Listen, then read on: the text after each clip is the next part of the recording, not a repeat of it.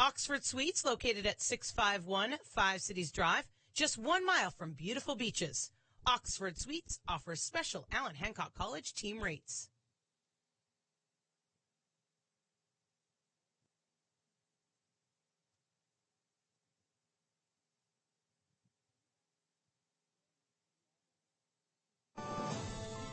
Some say there's one path to success. We say there are many.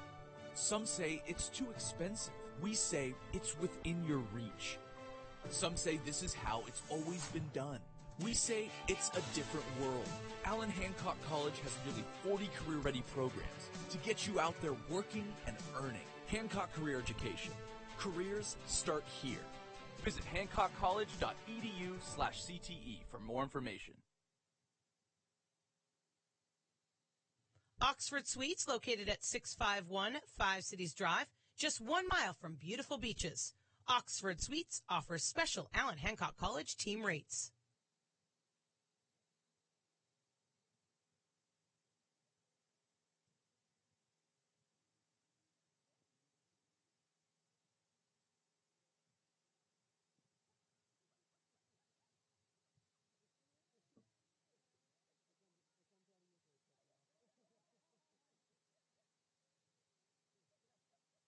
Culligan has the equipment and experience necessary to serve all of your water needs, including water softening, reverse osmosis drinking water, salt-free solutions, bottle-free coolers, and water filtration systems for both residential and commercial properties.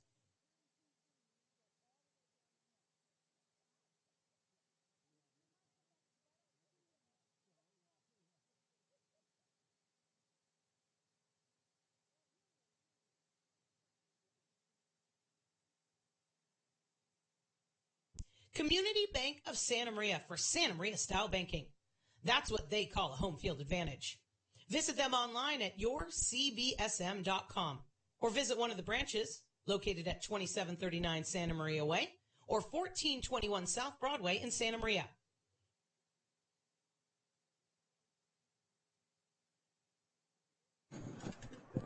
Happy Saturday and welcome in to Warrior Stadium. Irvin Kiger along with CJ Silas. It is the Western State Bowl. The 8-2 Allan Hancock College Bulldogs hosting the Eagles of Mount San Jacinto. Irvin, this is our first bowl game together.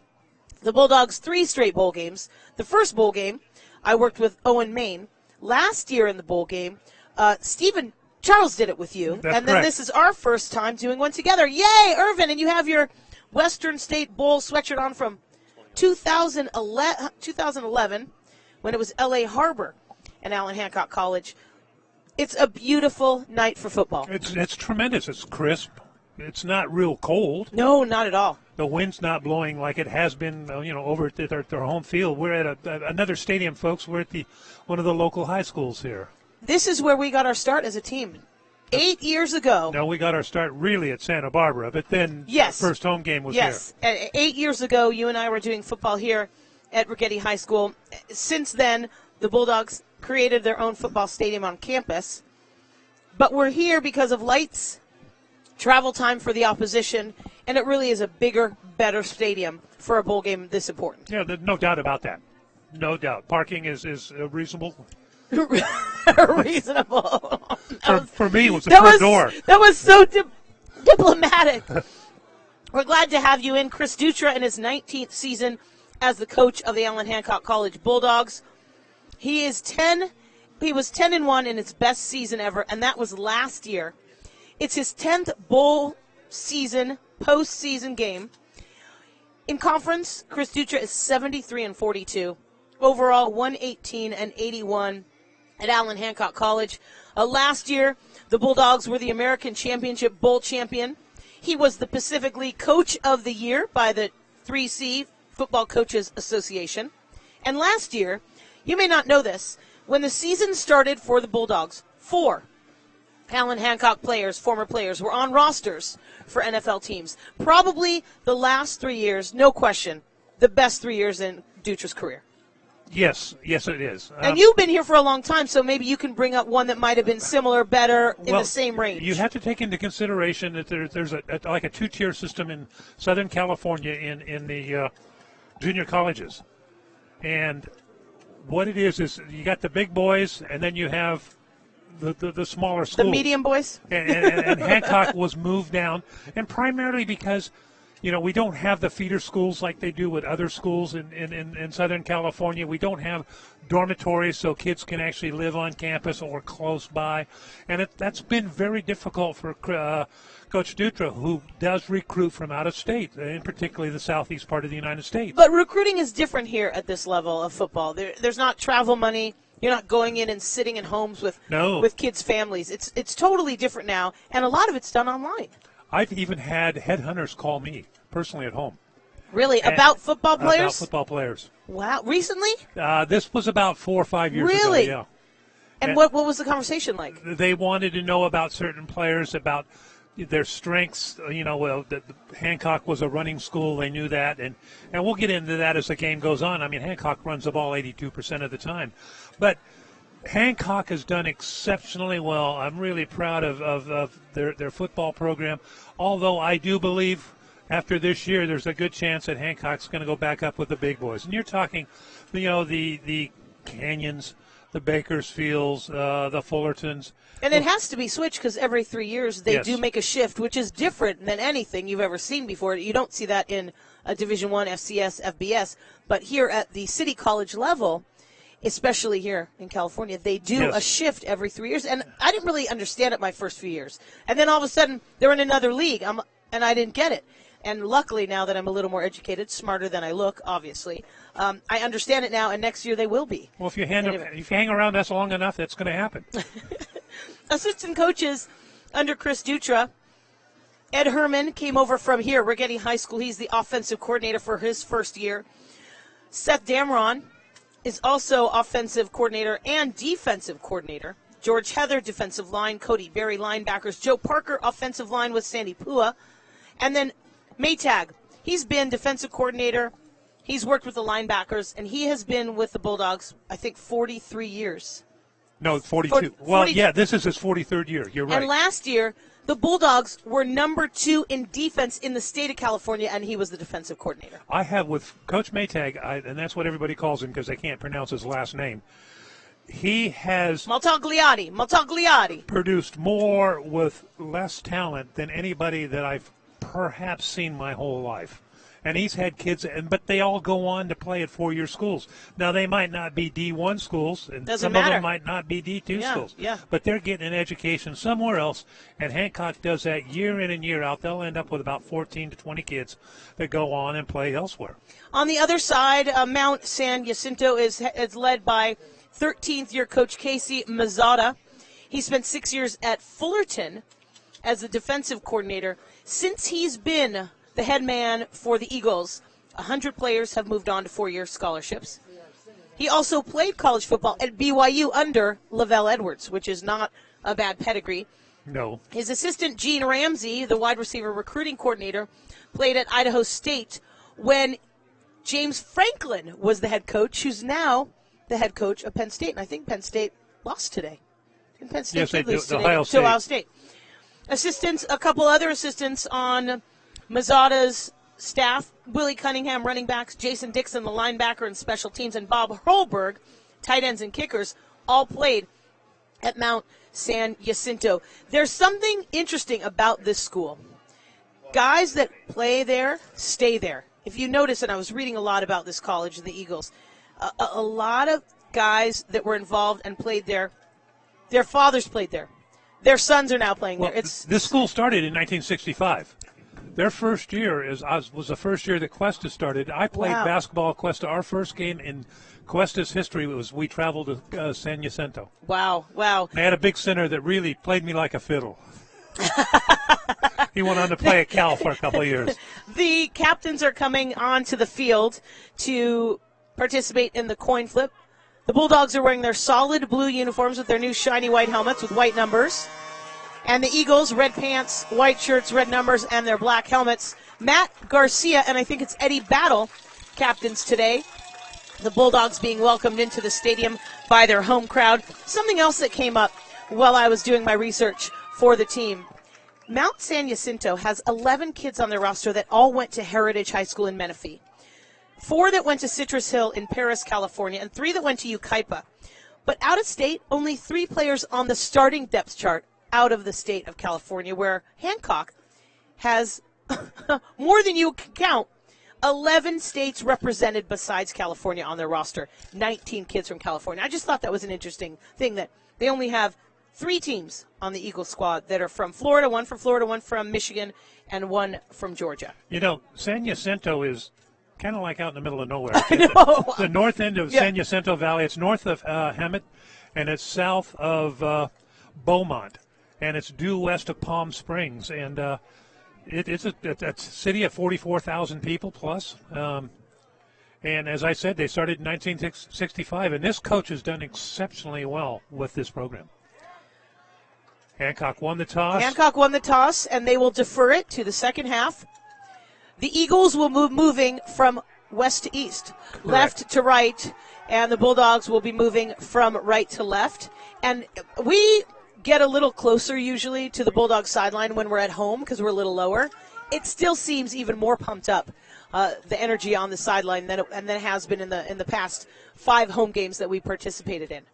You know, as the league season progressed, you could see the enthusiasm getting a little more because they knew they had the opportunity to go a long ways. To Warrior Stadium for tonight's bowl game featuring the visiting Mount San Jacinto College and your Allan Hancock College Bulldogs. I'm listening to the athletic director, Kim Ensing, as she's on the field with the cheerleaders and our national anthem singer. Actually, she was my valet tonight. Please rise, remove your hats,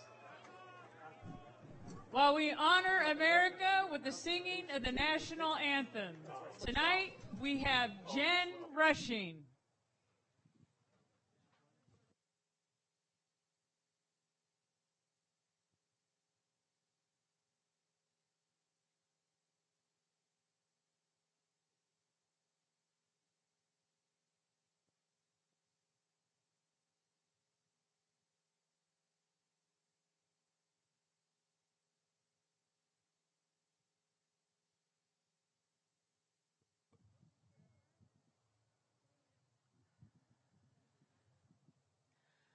Oh, say, can you see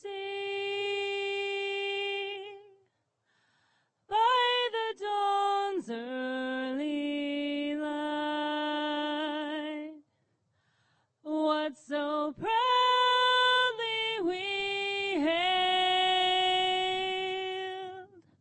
at the twilight's last gleaming, whose broad stripes and bright stars through the perilous fight o'er the ramparts we watched were so gallantly streaming, and the rockets red glare, the bombs bursting in air, gave proof through the night that our flag was still there. Oh, say does that star-spangled banner yet wave o'er the land of the free and the home of the brave?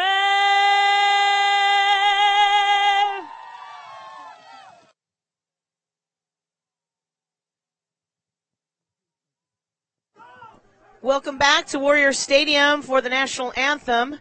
Jen Rushing, who is also my roller derby sister, Ada Lovemace, a teacher at New Tech. sang the national anthem. New Tech, is that the new school Yes. here in Santa Maria? Yes, it's in Napomo. Napomo, but Yes. they're building a new tech school I think here they are, yeah. by the Rodeo grounds.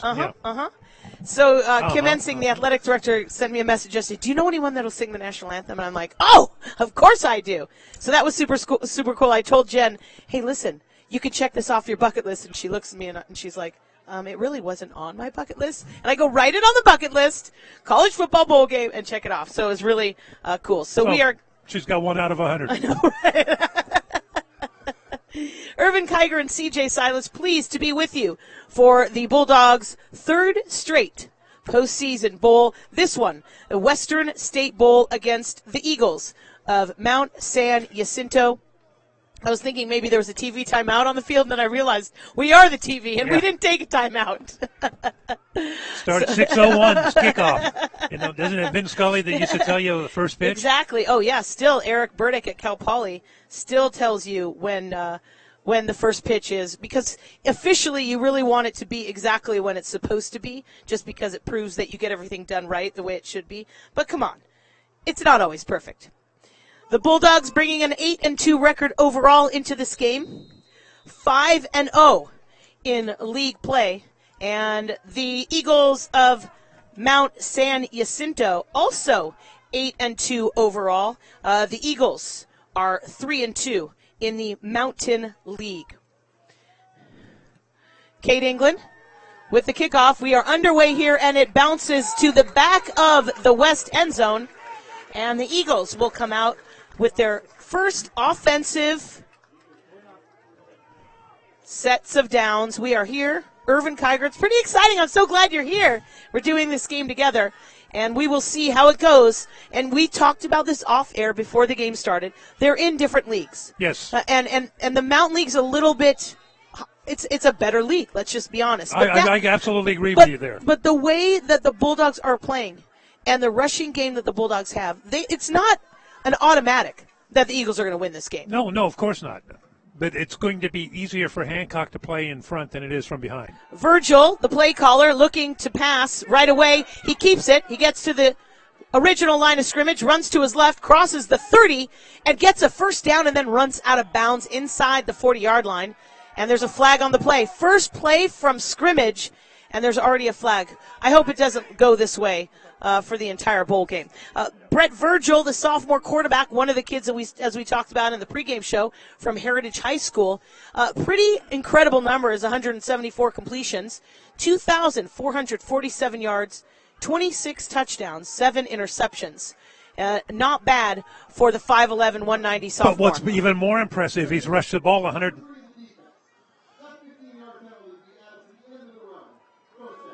15 yards, so the play stands. Penalties against the Bulldogs. So it'll be 15 yards after the spot of the ball when he ran out of bounds. But Virgil has got 631 yards on the ground rushing this year. You've got to have a spotter on him tonight. This is the most balanced offense that Hancock has played against all year.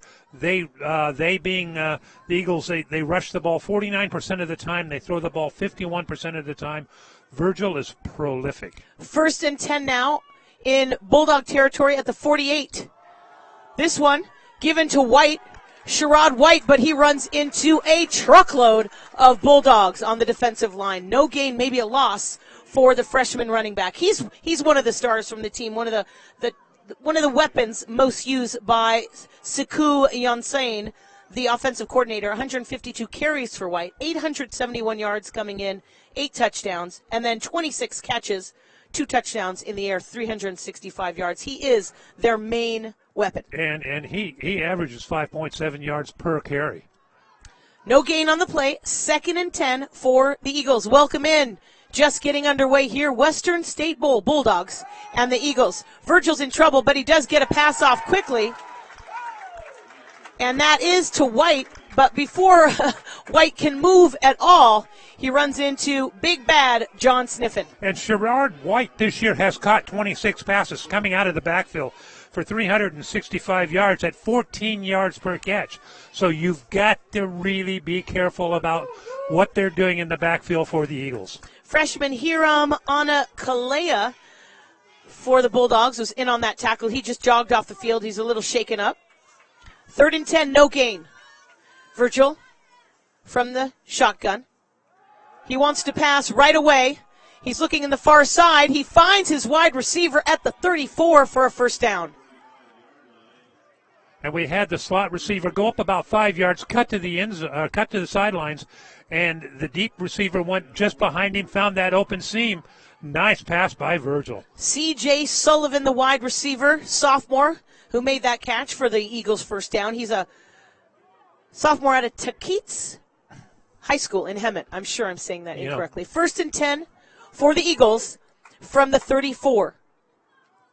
Virgil likes the shotgun. He's got 3 wide receivers on the near side, 1 on the left. This one is a handoff to White, and White runs right into L.J. Vongzi, and he has no gain. They continue to move to the right, and that's where they're running into trouble. They can't get any yardage when they come to the near side. And Longzy just played that perfectly. He ran laterally down the line of scrimmage and forced White to come to the sidelines. He could not get around the edge. Perfect play defensively by the Bulldogs. The freshman out of Alea High School in Alea, Hawaii, 24 tackles this season, 16 assists, a sack, and an interception. 2nd and 10 for the Eagles.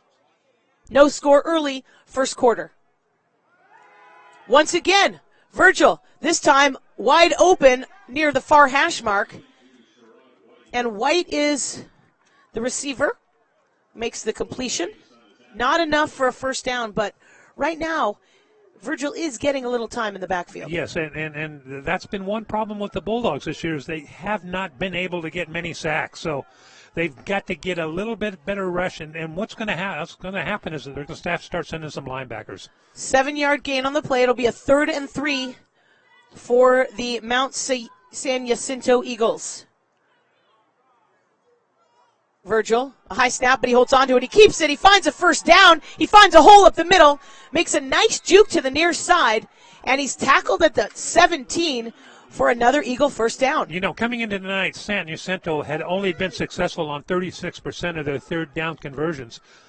They're not having any problems tonight on this first series. Another first down for the visiting Eagles.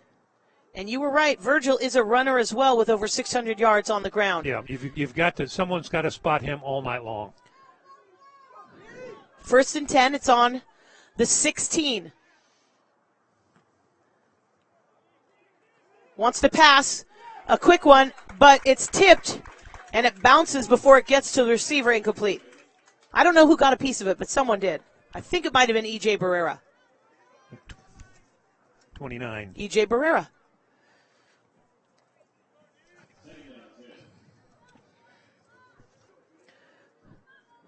.10:40 remaining in the first. No score. Western State Bowl. Allan Hancock, 15-0 in the last 3 seasons in the Pacific League, taking on Mountain League's Eagles from Mount San Jacinto. 2nd and 10. Virgil's talking to the line of scrimmage. Play clock's under 5. He gets it in time. He's got some time. He can't find a wide receiver. He's still looking, running towards the far side, looking for the sticks. And there's going to be a hold out there in that flat. You see the flag? Yep, there's a flag inside the 20, and it looked like Virgil was running straight towards the sticks, and something happened between the first down marker and the 20-yard line, and that's right where the flag is. We'll see what the referee calls. You don't see a lot of quarterbacks at this level of football that can throw and run as well as this kid. No, this kid, he's impressed me this first series. Holding. Number 55 of the offense. That 10-yard penalty be from the previous spot. Replay, 2nd down. The hold by the freshman Avante Robbs. In the Mountain League, Irvin, Sherrod White is number 2 in rushing yards per game with 87. Brett Virgil leads the Mountain League in TDs, rushing TDs with 13. 2nd and 20 for the Eagles. Virgil all alone in the backfield, trips on the far side, 2 wide receivers on the near side, and there's a flag. It looked like there was still time on the clock. No, it was. It's a false start. Because I looked over at the play clock and it still had a 2 up there. I thought it was maybe a delay of game, but it was a false start. Now 5 more yards. And now Second and 25, huh? Eagles have been moving backwards the last couple minutes, and now their 1st and 10 from the 17 is now a 2nd and 25 from the 31. Virgil all alone, looking to pass. A quick one, and it's complete at the 15 to Sullivan. Not enough for a first down, but it takes him inside the original line of scrimmage. It'll be a 3rd and 9 for San Jacinto. Well, it certainly made that third down a little more manageable. Yes, 16 yards more manageable. Brings up, as you said, 3rd and 9. Again, Virgil's got a lot of time in the backfield. You're going to have to get somebody in his face if you're the Bulldogs. He's got White. More time. This one, he threw it to the near side to running back Sherrard White, who hadn't turned his back around, to his front, so it almost hit him in the back on the number 7. Incomplete, and it'll be a 4th down. And Goldhammer was on the coverage there, but let's face it, White did have some separation. If he'd have turned around and caught that ball, he might have gone all the way. Now, here is a problem that San Jacinto's had so far this year. They're 0 for 5 from field goals. Nicholas Sabia, the freshman at Murrieta Mesa High School, coming in to attempt a field goal. Not much wind right now for the Eagles. 9 minutes remaining in the first, no score.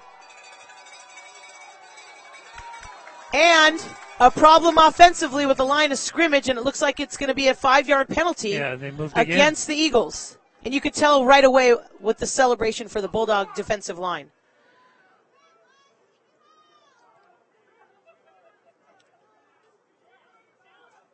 So a 4th and 9 is going to move to a 4th and 14. Ball start. Number 45 of the offense. 5-yard Ball penalty start. Remains 4th down. 4th and 14 now, moving the field goal crew back. Ball's now on the 20. So it's going to be about a 37-yard attempt.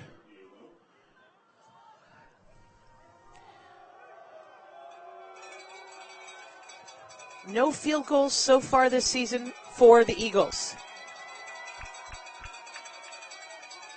Decent snap. Kick is up.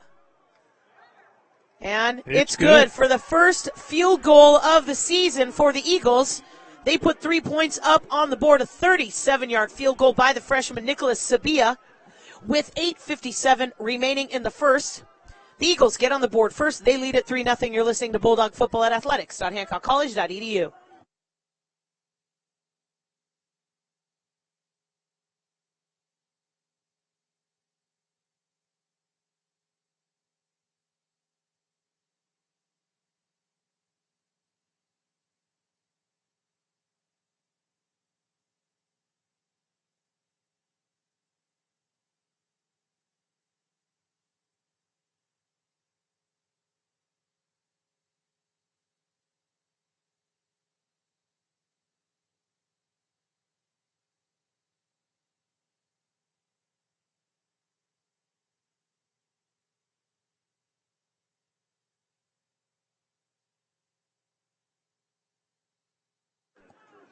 Welcome back to Warrior Stadium, where the Eagles of Mount San Jacinto College have gotten on the board first with a 37-yard field goal, leading it now 3-0. Surprisingly, the first field goal of the whole season for this team. The kick is up, fielded at the 15 by Eddie Battle. He runs across the field to the far hash mark, and he's tackled at the 27-yard line. Nice return by Eddie Battle. You know, you see on TV all the time when an announcer say this man hasn't missed in 17 kicks. Oh my gosh! And then he misses the next one. You did it. The reverse opposite. He hasn't made all year. Yep. He makes it. Yeah, you did it. That drive was 11 plays, 6 minutes and 3 seconds off the clock. 37-yard field goal for San Jacinto, and the Bulldogs, I think, have got to be happy with that first series. After. Can you understand a thing that official's saying? I think it might have been gibberish, actually. I think it's official gibberish. I think he might. But it's against the Bulldogs. Yes, it's against the Bulldogs, so it moves them back to about the 15-yard line. 1st and 10 for the Bulldogs. Their first offensive series, and there's a flag on the play all the way back at the 31, and one of the officials threw a flag. So we'll see what they're calling here. Not a good way to start your first offensive series. Let's see if we can understand. Now, right now the ball is on the 15. There is no foul for 12 men on the defense. No foul. He was calling a 12 man on the field, but, you know, everybody once in a while can't count. It happens. Yep. Obviously, he was wearing shoes. Yeah. He didn't have two more digits to count, right? So it is a first down from the 15. My roller derby sister just walked into the press box. I'm nervous now. She's never heard me do football. I'm sure she's heard you talk. On the first play from scrimmage for the Bulldogs, we finally got to see a play, and it was Desmond Newkirk, the ball carrier, and he gains 4 yards on the play. It'll be a 2nd and 6. Bulldogs trail 3-0 with 8:28 remaining here in the first quarter. The Western State Bowl at Righetti High School.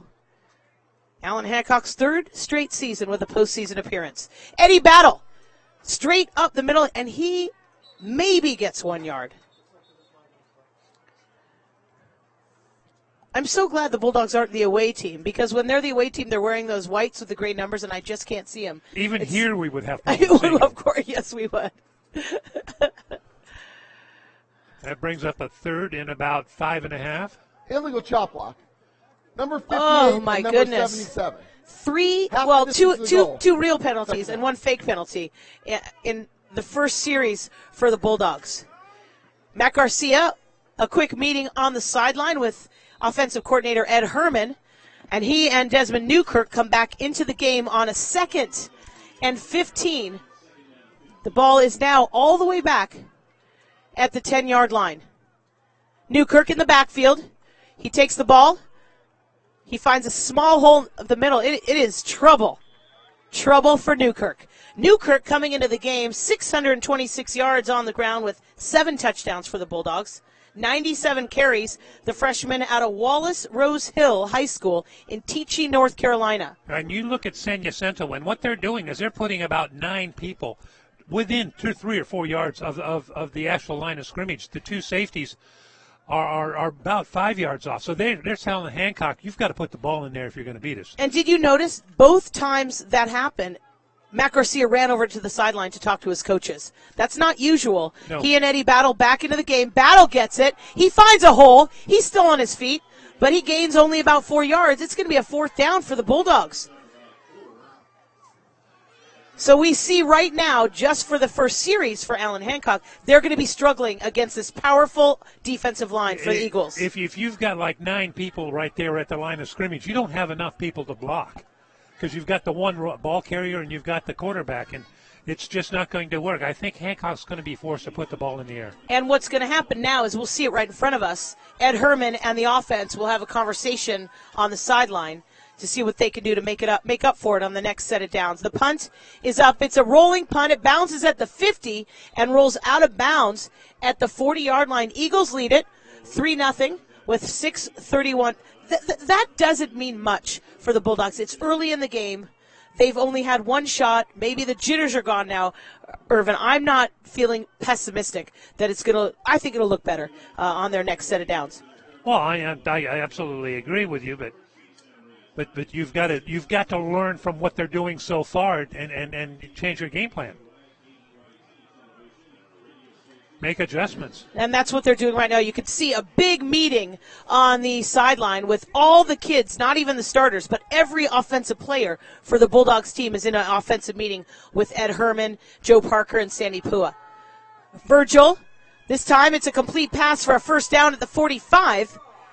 The wide receiver still on his feet. And no whistle. And he's finally tackled at the 39-yard line.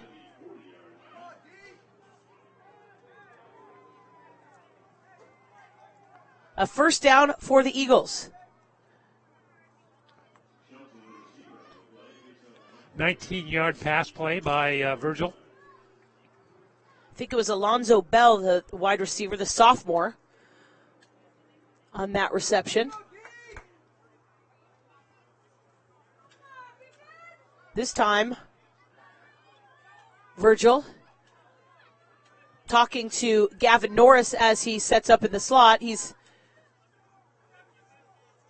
shotgun. Virgil, a deep pass on the near sideline, and it's caught. What a catch by Caden Chambers, the freshman. Wow, what a nice, high, athletic move by the wide receiver. Great catch. The pass was only where Chambers could catch it.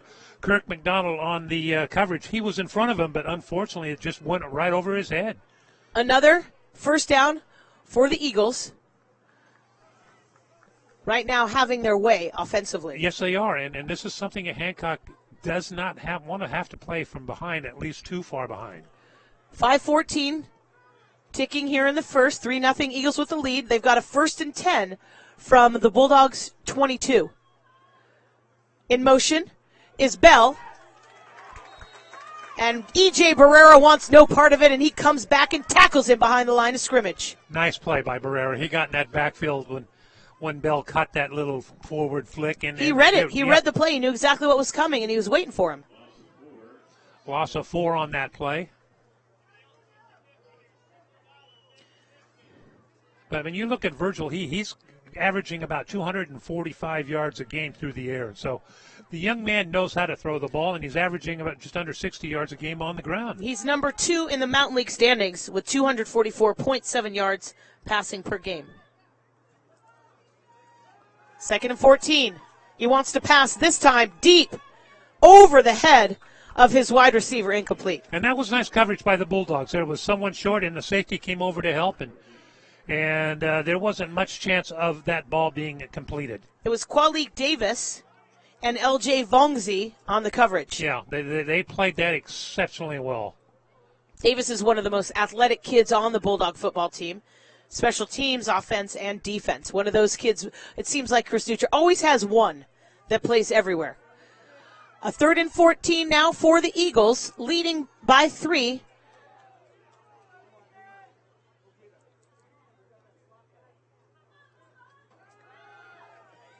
He's in trouble, and he's tackled. He sacked E.J. Barrera. You knew it was coming. Yeah. And that's his 9.5 sack of the season. Yeah, that's right. He came in with 8.5 sacks. It sounded funny. 9.5.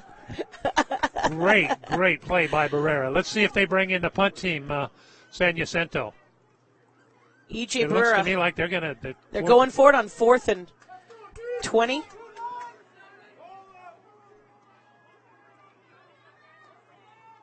This has been a problematic situation for the Bulldogs this year. 3rd and 4th down with long to go.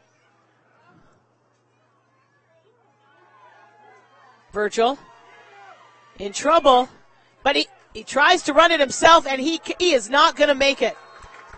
We are going to call that another sack for the Bulldogs. That is a sack because it's behind the line of scrimmage. Jackson Valencia celebrating as he runs to the sidelines. That's going to pump up the Bulldogs.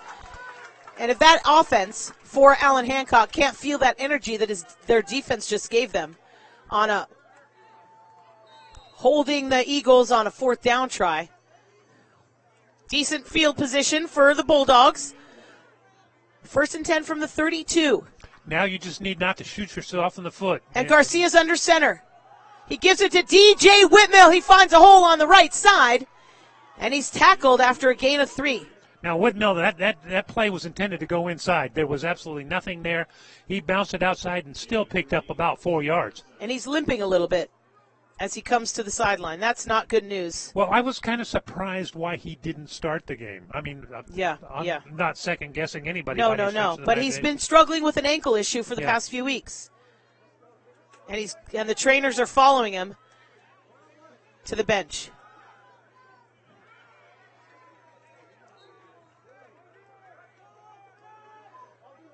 I'm watching him, and you don't want to see that. DJ Whitmill, 856 yards coming into the game, and he missed almost 2 full games, and he's already up at near 900 yards. Yes. 6 touchdowns, but he's been struggling with an ankle injury for the past few weeks. Garcia wants to find Kajon Lakes. Oh, and Kajon Lakes, but if he had caught that, it would have been an incredible catch. He literally saw the ball coming over his head and tried to scoop it in, but he couldn't hold on to it. Now, there's penalty marker on the play? I see it. And DJ Whitmell walking over to the trainer's table. He's got to be frustrated. This kid is talented.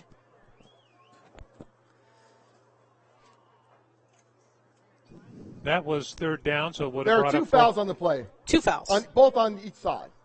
Personal foul, face mask on the defense. Personal foul, face mask on the offense. Those penalties are going to offset. 4th down. Offsetting face mask penalties. You don't see that often, No, do you? you don't. It should be third down. It is. It should be. They're going to talk about it.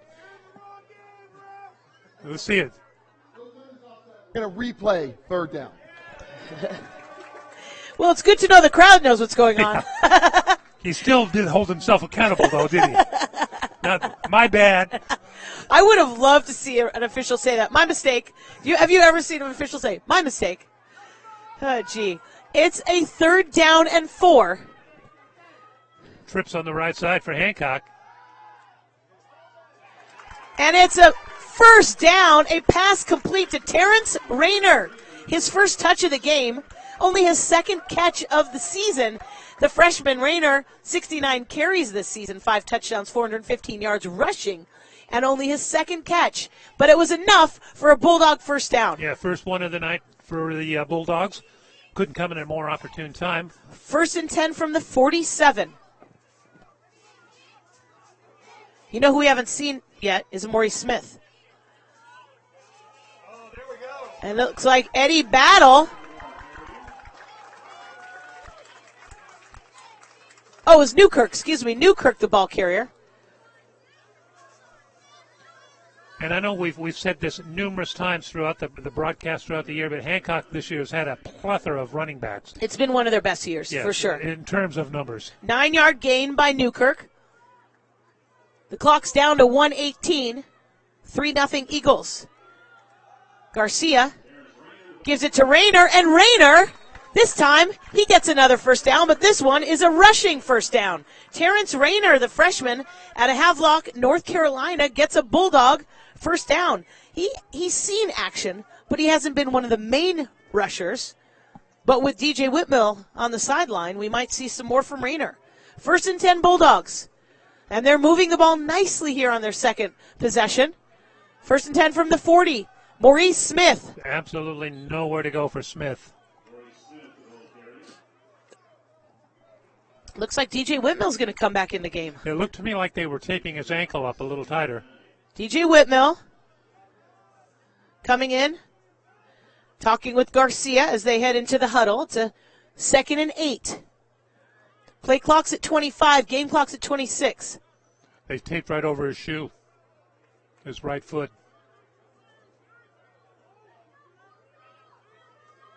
And wow. The defensive line for the Eagles knew exactly what was coming. Looks like they've watched some film on DJ Whitmell. That Whitmell brings up 3rd and 10. The last 2 runs have produced absolutely nothing. That will be the end of the 1st quarter. And there's an injury on the sideline. Johnny Aviles, the freshman wide receiver tight end, ran off the sideline asking for a substitution. He's dealing with a lot of pain in his right shoulder. And the 1st quarter comes to an end with the Bulldogs trailing the Eagles 3-0. You're listening to Bulldog Football at athletics.hancockcollege.edu.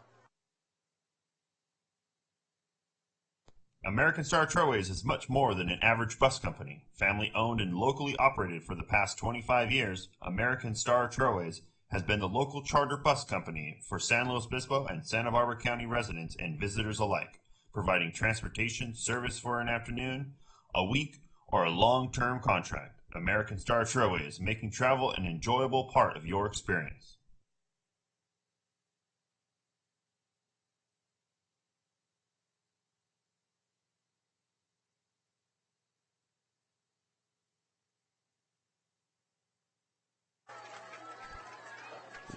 Welcome back to Warrior Stadium. Irvin Kiger and C.J. Silas with 1 quarter of play in the books. The Eagles of Mount San Jacinto lead the Bulldogs 3-0. It's 3rd and 9 for Hancock. Garcia under center. A quick pass play to Rayner. He runs into some trouble at the line of scrimmage, and he's down. He might have even lost a yard. Matt Garcia coming towards the sideline talking to his offensive coordinator, Ed Herman. And it's a 4th down now, and here comes Kate England. So during that last timeout, the cheerleaders for the Bulldogs were holding up signs, and unfortunately one of them was upside down. Yeah. You didn't catch that, did you, Brian Dill, our technical director? He's just probably being nice. He's so thoughtful. 4th down, Kate England's back at the 45. The punt is up. It's a nice high punt, and it bounces inside the 5, rolling all the way to the 1, where the Bulldogs will down it. What a nice play. Good coverage on that punt by the Bulldogs. Very nice. The way that first quarter happened and started, you'd have thought it might have been 10-0, 14-0 going into the second quarter. That's but correct. the Bulldogs defense really showed up, even though the offense couldn't move the ball much. To only be down by 3-0 after what that quarter looked like, they're in pretty good shape. No, I agree. I agree, especially with San Jacinto getting the ball on the 1-yard line. 99 yards the Eagles need to travel to get into the end zone. Second quarter just underway. San Jacinto up 3-0. Virgil talking to his line of scrimmage. The play clock's down to 9. A quick pass on the far sideline, and it's incomplete. Nice coverage by L.J. Vongzi. Now, let me tell you something. That pass was pretty precarious. I mean, for him to throw that ball, Longzy was right there with the intended receiver, and he could have just intercepted that and gotten just a couple yards and been in for a touchdown. Vongzi, 24 tackles, 16 assists, a sack, and an interception this season. The freshman out of Aliyah, Hawaii. 2nd and 10 for the Eagles.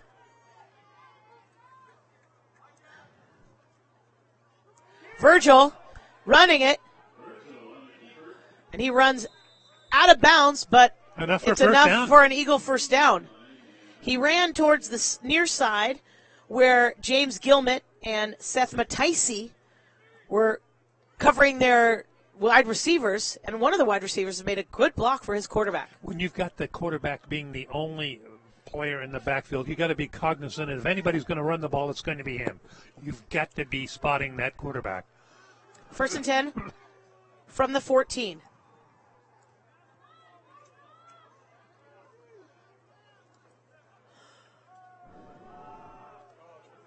That went to White, who tripped over something before he could start running. Picked up maybe half a yard, if anything.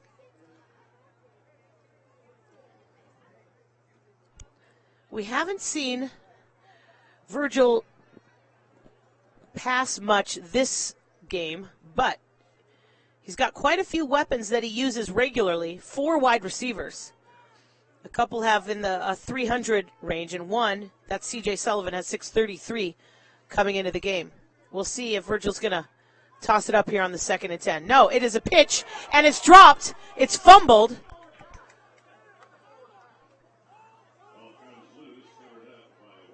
Lucky for Sherrod White, who fumbled the pitch. He recovered it. Did they call that a forward pass, though? Oh, he tossed. It was underhand. That doesn't make any difference. So, if it's forward, it's still. It's not a pitch. It's a pass. Not a pitch, but a pass. Yeah. I mean, sort of like underhand free throws. There's still a free throw in basketball. Rick Barry.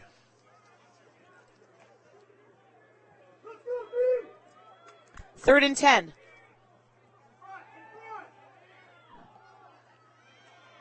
What a hit. L.J. Vongzi, wow. What a hit on Alonzo Bell. Whew! But it is enough. The pass is complete. He still moves the sticks. And it's a first down. Now at the 25. LJ Vongzi is fired up today. A quick huddle for the Eagles, up 3-0. First and 10.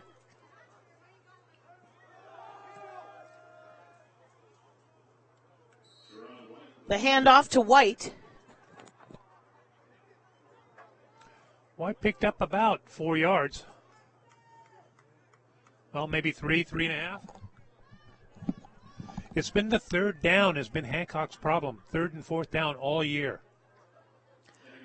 A gain of 3. Second and 7 for the Eagles.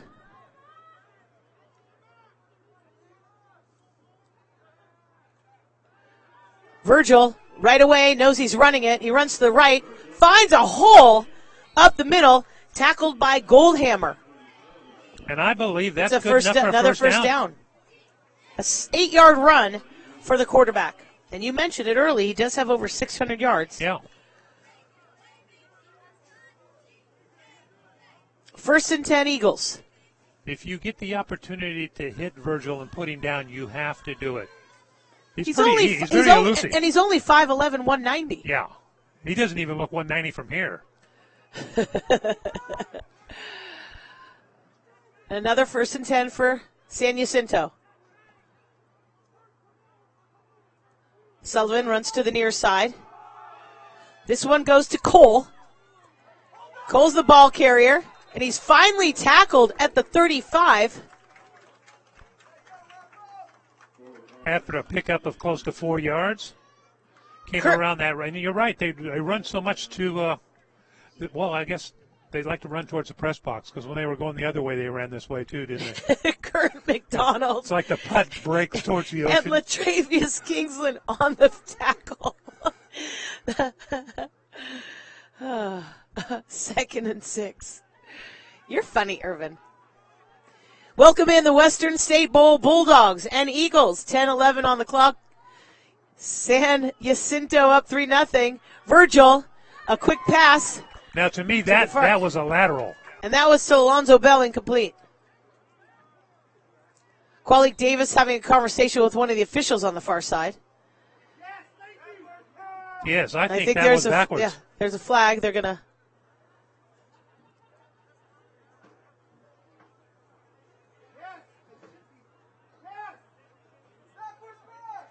You know, we never get to hear the Bulldog fans because at home games they're so far, they're on the other side of the field. So this is really our only chance. The ball's ruled a backward pass. You're right, Therefore, we're Irvin. not bounce at the 33. That's where the ball will be placed. Third down. There you go. And that's what I think Qualik Davis was talking to the official about. Did you hear anything I said about being on the same side as the fans? Yes, of course I did. I know. Sometimes you're looking, but you were concentrating. Yeah, well, I can multitask. Thank goodness.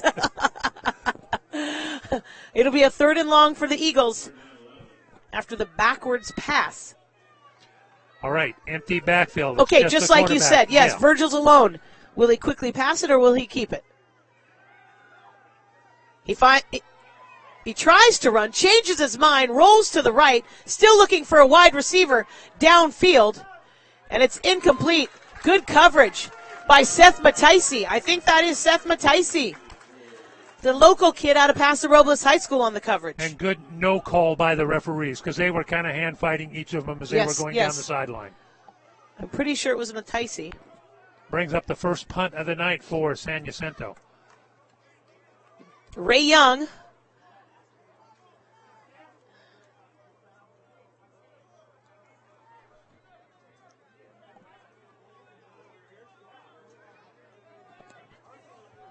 Ray Young's at the 35. Benjamin Vivanco. It's a low punt. It bounces at midfield.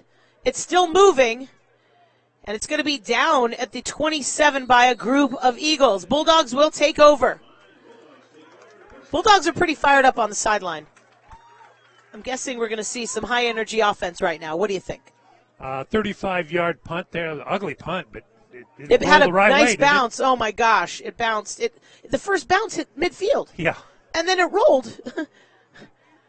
23 more yards. Look at that math. I'm a scholar. 1st and 10. Garcia's under center. He's going to roll to the near side. He's looking to pass, and he gets a nice quick pass to Chase Hansen, the tight end.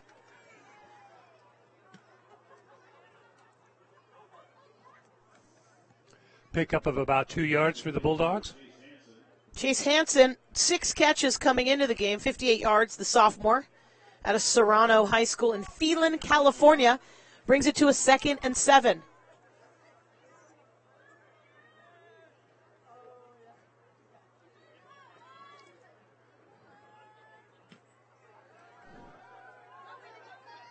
Maurice Smith, the ball carrier.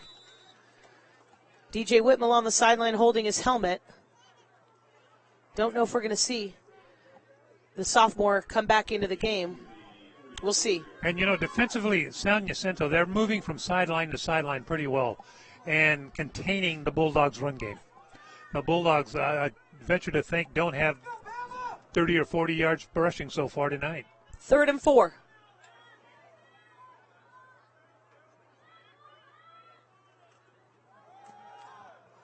Battle. Desmond Newkirk, the ball carrier, and he is greeted by Jeremiah Wilson, 6'3", 330 pounds, greeting Desmond Newkirk. And Newkirk did not even get back to the line of scrimmage. And what this is turning into is a game of field position. He had 124 pounds on him. Yeah. Yeah. But, the Bulldogs, the last yes. time San Jacinto had the ball, they started on their own 1. Now the Bulldogs are kicking from their 34.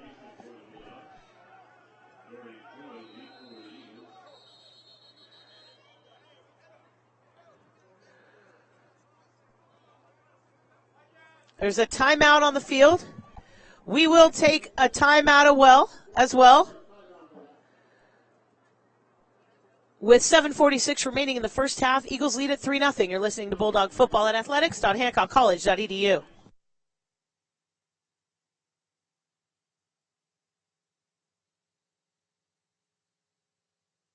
Oxford Suites, located at 651 Five Cities Drive, just 1 mile from beautiful beaches. Oxford Suites offers special Allan Hancock College team rates. Culligan has the equipment and experience necessary to serve all of your water needs, including water softening, reverse osmosis drinking water, salt-free solutions, bottle-free coolers, and water filtration systems for both residential and commercial properties. Welcome back to Warrior Stadium, where the Eagles of Mount San Jacinto lead the Bulldogs 3-0. Cade England coming in to punt from the 20. It's a nice high punt. Bounces at the 32, and it's getting a nice Bulldog roll all the way back to the 13.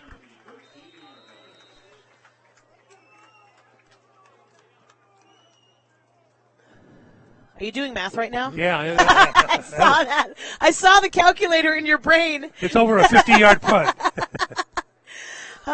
Cade England coming into the game, I think his longest of the season is 57. You could feel the heat, I'm sure. I was like, whoa, Irvin's brain is really working right now.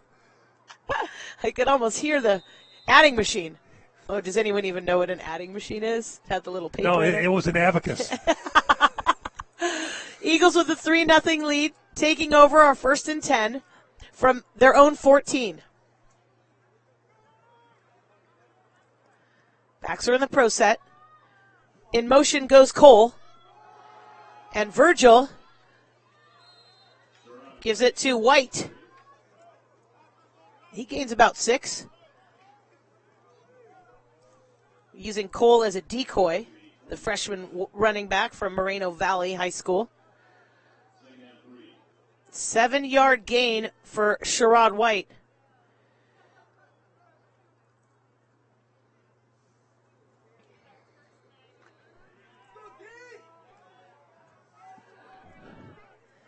Second and 3. Once again, the pro set. 2 wide receivers on the near side. 1 on the far side. One in motion goes Bell. We're going to call that a pitch to White. It was on the weak side, and everybody was moving towards the opposite way. Nice call by the Eagles. 1st and 10. Now at the 30. As Bell went in motion to the far side. That's where the defense thought the ball was going. That's right. And so everybody was moving that way, and he pitched it back the opposite way, the short side of the field, and picked up first down.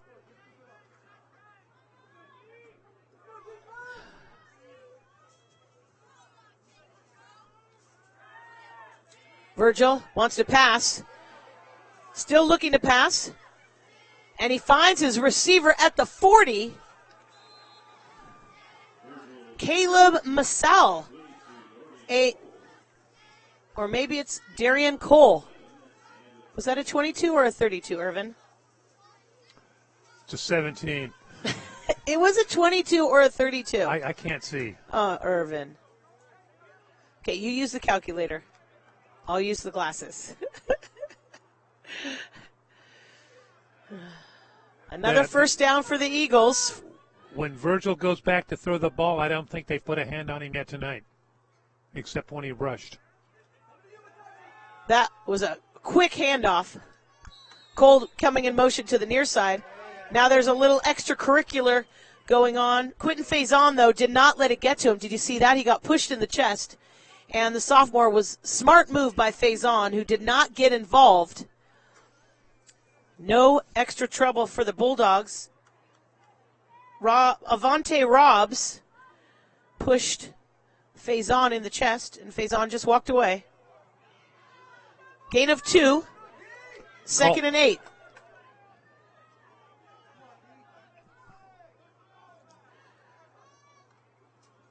This time, a quick pass play on the near side to Shelton. Incomplete. Shelton tried to catch that ball and turn upfield before he actually didn't have it. Yep. Yeah. But nice defensive play. Rashud Shelton, 24 catches coming into the game, 313 yards, the freshman, 2 touchdowns. But when you look at the receivers for San Jacinto, it's like 15.4 yards per catch, 14, 13, 10.6, 9.4, 18.6, 19.1. They're going vertical with their pass game. They're throwing it down the field. 3rd and 7. Virgil looking downfield, overthrows the receiver Shelton.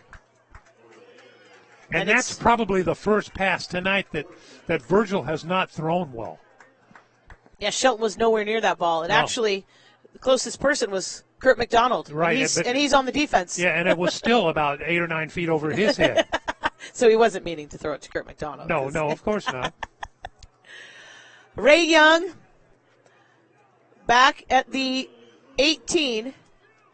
It's a 4th and 8. 4:48 remaining in the first half. 3-0 Eagles. There's time for the Bulldogs once they get this ball back to put something up on the board before halftime. Young lets it bounce at the 24, and it rolls to the 15. There have been a lot of punts and with pretty darn good rolls tonight for both teams. Yeah. Something bouncy about this field at Warrior Stadium. Well, something that the Bulldogs haven't done a whole lot this year is return punts. When you look at the stats, they've only returned about a half a dozen punts so far this year. Yep. They're letting that ball bounce. Yep. Ray Young, if he had his druthers, should have come up and at least fair caught that ball about 10 yards further up the field. Yep, only 2. But it's easy for me to say. It is easy because you're sitting up here comfy in your warm sweatshirt. Kurt McDonald's had 2 punt returns this season, and Ray Young has had 8, and that's it. Eddie Battle carrying the ball on the 1st and 10. Garcia continues to run over to the sideline. I don't know if you've noticed that, Irvin. Well, they don't have the tailbacks coming in and exchanging. Here comes Newkirk. Comes now, yeah. Newkirk and Rayner.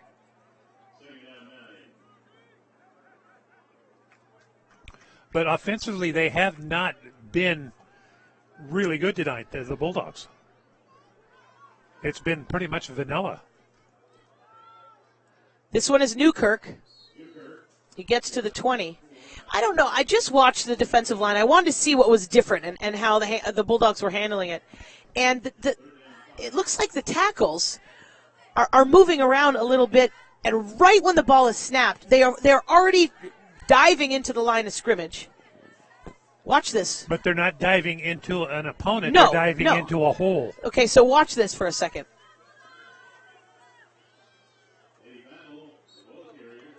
Eddie Battle gets through. Not enough. I don't think. Just shy of the first down. I think you're going to be about a half yard short. I absolutely agree. So what are they going to do with this? It's going to be a 4th and short. And they're going for it, Irvin. I mean, you've got a quarterback. 4th and less than 1. The quarterback, Matt Garcia, 6'4", 235 pounds. He should keep it? You Yeah, think so? get him up underneath center and run a quarterback sneak. He gives it to Rayner. Who did get the first down? I don't think so. Yeah, I do. He did? Yes. Oh, it was. All right. Forward motion. Forward progress. Forward progress. That was a gutsy play. Yeah. There's time left. I mean, there's That's your 3 own minutes left. 25-yard Yeah, line? that was gutsy. And I think that was Chris Dutra showing confidence in his offense, even though they haven't done much this half. Maybe that's what they need. Yep. You know, a fourth and go, and just to get that offense moving a bit better. Garcia to Battle. Wow. Garcia, you got to keep that ball. You just set Rayner up to get popped, and Rayner. And there was actually a hole in front of Garcia. Well, yeah, Rayner dropped the ball and went out of bounds, and I think they lost yardage. Nope, they're going to give him a gain of F2.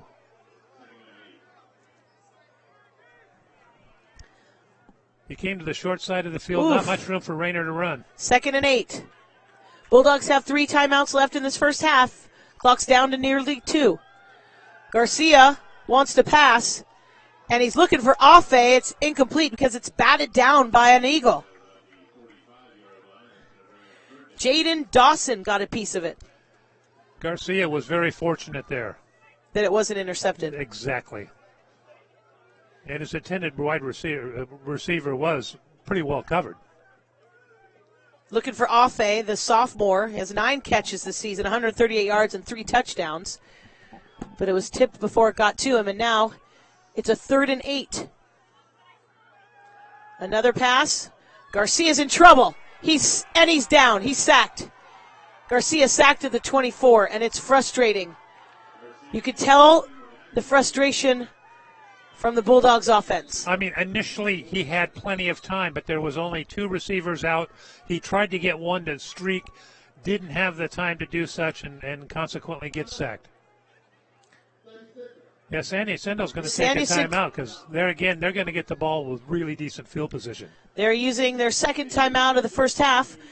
They lead at 3-0 with 1:51 remaining in the second quarter. You're listening to Bulldog Football at athletics.hancockcollege.edu. Community Bank of Santa Maria for Santa Maria style banking. That's what they call a home field advantage.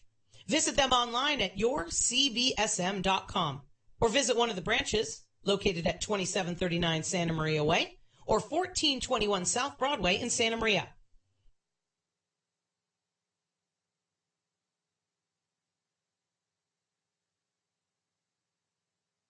Homeowner Chevrolet, located at 1313 East Main in Santa Maria. Homeowners helps you find new roads. Welcome back on a 4th and 13. Cade England with a nice high punt. And it's going to be... And it's a fair catch at the 38. What a punt. I don't know but if there's it's going a flag. I don't know if it's roughing the punter. He got hit. He got hit. Or running into the punter. It's one of them. Roughing? That's the guess from the... That'll be a 15-yarder. The peanut gallery thinks it's roughing. And I'm glad we have a peanut gallery. Brian, is that what a peanut gallery looks like? Oh, my goodness. I look over at Brian, and he's doing goofy stuff. At least we have fun in here, you know? My gosh. At least we don't have to worry about this collapsing underneath us either. Yes, definitely a sturdy press box Running into the kicker. at Righetti High School. Running into the kicker. On the receiving team. That 5-yard penalty would be placed on the end of the kick. So he only gave it a 5 yard instead of roughing. Okay, so I think running into the kicker is pretty darn bad. I mean, roughing in the kicker is really bad. But running into the kicker, you know what? I'm going to call the 3C2A because that's not severe enough of a penalty. It's not. It's dangerous. So it'll be a 5-yard penalty after the kickoff. So instead of a 1st and 10 for the Eagles at the 38, it'll be a 1st and 10 from the 33, and they've got 1:44 remaining in the first half and only one timeout left.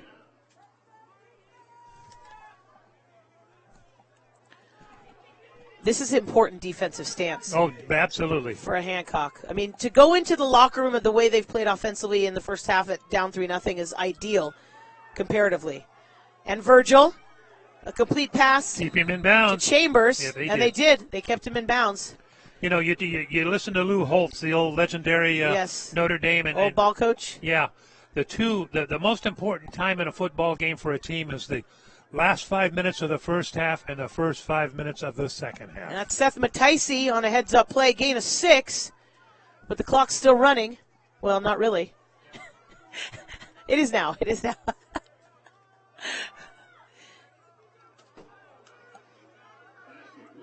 A complete pass, and he will not go down, but it was definitely eating up the clock, though he was not moving. Don't you think at some time, though, the referee's got to blow the whistle to stop everybody? Yeah, for sure. So that was Sullivan. The clock's still moving. It brings up a first down. They haven't even moved the sticks yet. And they didn't. Don't they have to stop the clock when they move the first down? They didn't stop the clock. That was odd. I'm not going to question other people's jobs. I'm just going to do mine. Complete pass to White. And he runs out of bounds on the far side with just enough. Maybe not enough for a first down. The clock's now at 45 seconds remaining here in the first half. Not enough. It's a short of the first. It'll be a 2nd and 2. 2nd and 1. 45 seconds, as you said, to go here in the first half.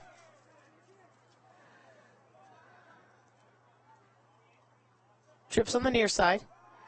Virgil looking to pass, but he's being chased, and he's still trying to get that pass off, and he's looking for Alonzo Bell, incomplete on the near sideline, and the clock will stop with 36 seconds remaining. 3rd and 1. Yeah, I mean, he initially looked to the right side. Everybody was covered significantly over there by the Bulldogs. Tried to run it back to the left and throw downfield. Could not find a receiver that was open.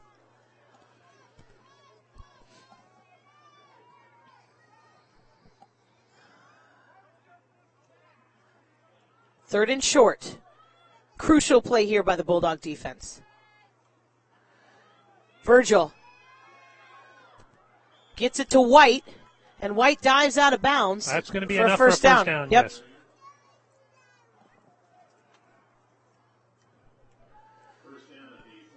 32 seconds remaining. They've got one timeout left.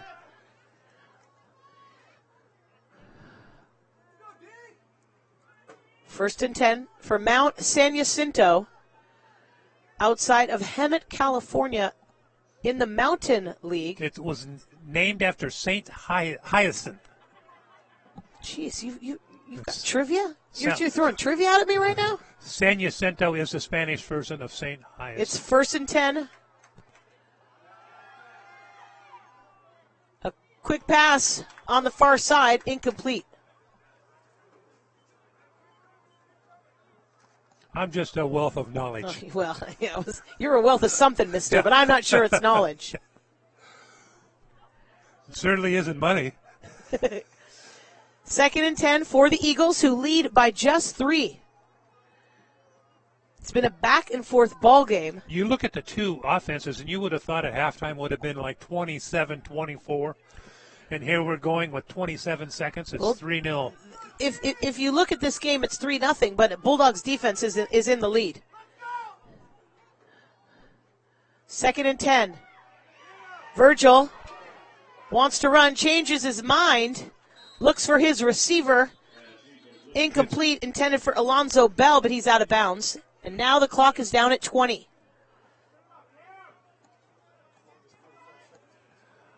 Yeah, I mean, Holding. Holding Number it 70 of the offense. on the You take- offense. That take the 10-yard penalty. penalty we applied from the previous spot. Replay, second down. You certainly take that penalty. Oh, yeah.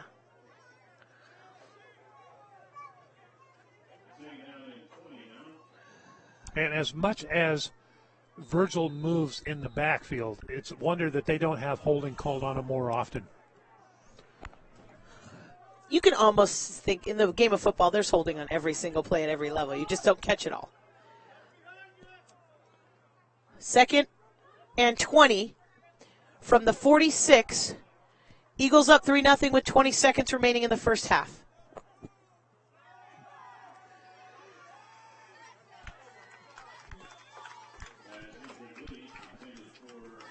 Incomplete pass. 4 seconds used, and now it's 3rd and 10. Now, do you think that San Jacinto, if I'm the coach at San Jacinto, I'm going to go, all right, we're up 3-0. Let's run the ball, get that 16 seconds off the clock. You don't want to go into a 4th down and a punt and have a punt block and have somebody return it for the touchdown if you're San Jacinto. That's my train of thought. Bring in the knowledge. Irvin Kiger, ladies and gentlemen. Bring in the knowledge and And defunk. Hancock takes a timeout. Bulldogs Timeout. take a timeout with 16 seconds Hancock. remaining in the first half. Eagles lead at Their 3-0. first We'll try take a timeout timeout and a as half. well. You're listening to the Western State Bowl at athletics.hancockcollege.edu.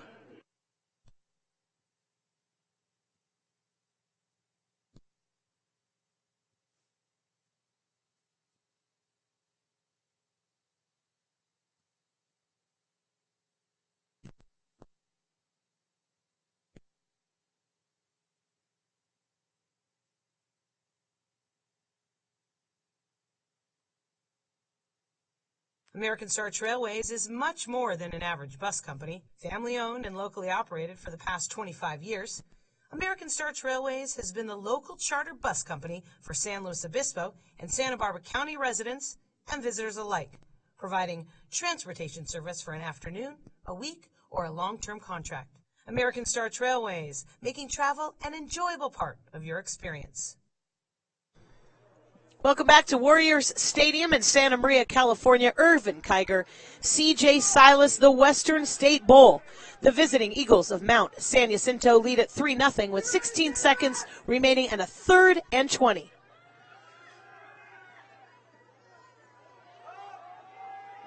Pass play. Wow, that was intended for Sullivan, but Virgil threw it into 4 defenders. There were 5 guys there. 4 of them were wearing blue jerseys. Yeah, and then it brings up 4th down. So they didn't do what you thought they should do. They didn't get the memo. Well, obviously not. But again, they're 8-2, and I'm What are you? an offer. Here comes in the punting crew, Ray Young.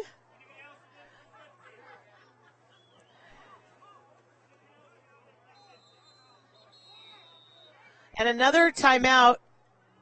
Bulldogs Timeout. using their second timeout Hancock. of the first half. Their second charge Trailing timeout of the 3-0 with 9 seconds remaining. We will take a timeout. You are listening to the Western State Bowl at athletics.hancockcollege.edu.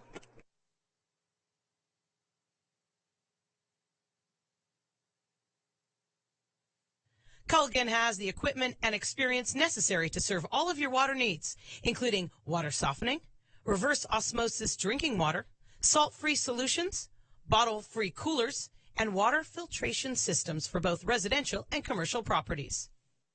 Homeowner Chevrolet, located at 1313 East Main in Santa Maria, Homeowners helps you find new roads. Welcome back to Bulldog football. Allan Hancock trailing the visiting Eagles of Mount San Jacinto, 3-0. It's a 4th and 20 and a punt. And the punt is up.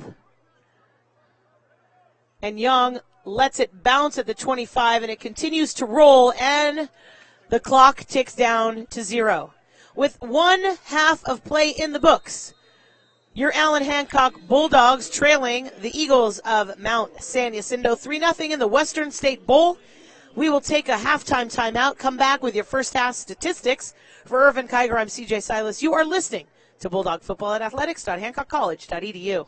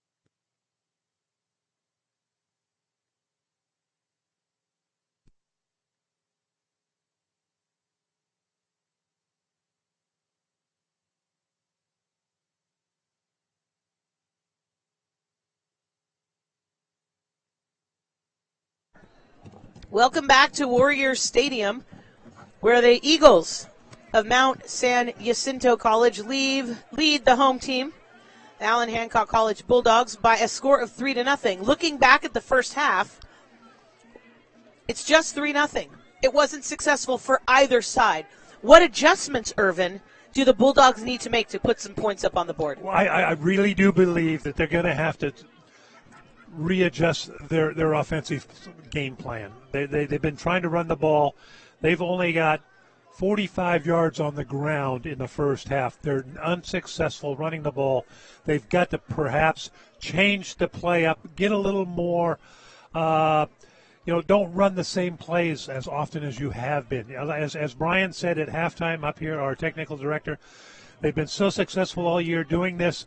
Tonight, they're not. They've got to make some adjustments. And it might force Matt Garcia to throw the ball. Yeah, and I believe that he's going to have to stay in the pocket and throw the ball quicker, because when he rolls out to the right, he's not as effective as he normally is. But they've got to hold the line of scrimmage and give him time to do it. That last sack was a downfield sack. There was nobody open. But there was only really one man deep and one man short, and neither one of them were open. Let's look at the statistics from the first half, and while you get that ready, on the other side, the Eagles have only scored 3 points. They've moved the ball well. And that is something you've got to give the Bulldog defense credit for. No, you do. And they've been moving it, but they just did not score. The bend but not break, so to speak. All right, first of all, for the team stats for Mount San Jacinto, they've got 12 first downs on the night. They've got 61 yards on the ground, 115 yards through the air, 176 total yards. The Bulldogs have got 3 first downs. That's it in the first half. 45 yards on the ground, 11 yards through the air, a total of 56 yards for a team that has been averaging 315 yards a game on the ground and 87 through the air. That is not very good. Individually, Brett Virgil, the quarterback for San Jacinto, 12 of 24, 115 yards. And rushing, Virgil has got 32 yards on 7 carries. Cole has got 4 yards on 1 carry. And Sherrod White, 25 yards on 8 carries. For the Bulldogs, Garcia, 3 of 4 for 11 yards. Garcia has run the ball 1 time for a -5. Smith twice for 6 yards. Eddie Battle 4 times for 11 yards. Terrence Rayner 3 times for 9 yards. Desmond Newkirk 5 times for 21 yards. And the leading rusher, DJ Whitmill, 2 times for 3 yards. He's only carried the ball 2 times, but I do believe, as you said, I think he's dinged up right now. As the Bulldogs and Eagles come back on the field for the second half, Irvin Kiger and CJ Silas bringing you play-by-play coverage of the Western State Bowl. Thank you so much for joining us on this Saturday night in Santa Maria, California. The Eagles, 3-2 in the Mountain League, 8-2 overall. The Bulldogs, 8-2 overall, and 5-0 in Pacific League play. Because the Bulldogs won the coin toss, they deferred and will receive Qualik Davis back inside the 5 to get this second half underway. The kick is up, and it's fielded at the 20 by Eddie Battle. He finds a hole. He crosses the 40, the 45, midfield, and he is tackled at the 45-yard line. What a way to open up this second half, Irvin. And that's the first time they've been across midfield tonight. Eddie Battle, he was the up man on the coverage. He fielded the punt around the 20-yard line, and what a play, getting that whole Bulldog sideline fired up and ready here for the second half of play. Garcia under center. It's a 1st and 10 from the Eagle 43. DJ Whitmill Jr. First play from scrimmage. The Bulldogs are fired up, Irvin. I guess when you sit outside in the cold for the entire halftime, you got to get fired up and ready to play. And I don't think we saw the coaches during that time either. I think they were in the warmth of the shed down there at the west end of the stadium. Something that you always say on the first play from scrimmage, if you can get 4, 5, or 6 yards, you're good to go. And it's a 2nd and 5 now with Maurice Smith, the ball carrier.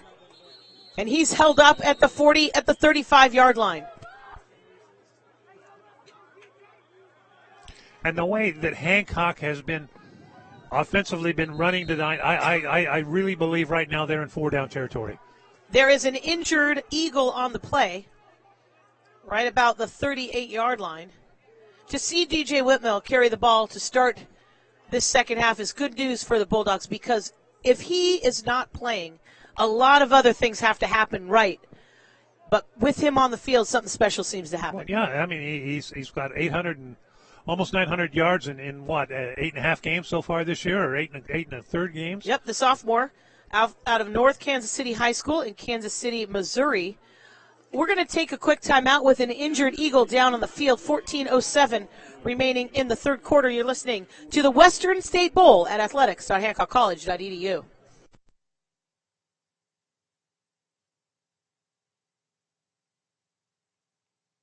Community Bank of Santa Maria for Santa Maria style banking. That's what they call a home field advantage. Visit them online at yourcbsm.com or visit one of the branches located at 2739 Santa Maria Way or 1421 South Broadway in Santa Maria.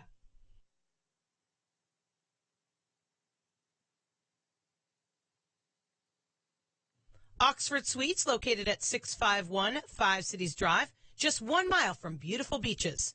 Oxford Suites offers special Allan Hancock College team rates. Home Motors Chevrolet, located at 1313 East Main Street in Santa Maria. Home Motors helps you find new roads.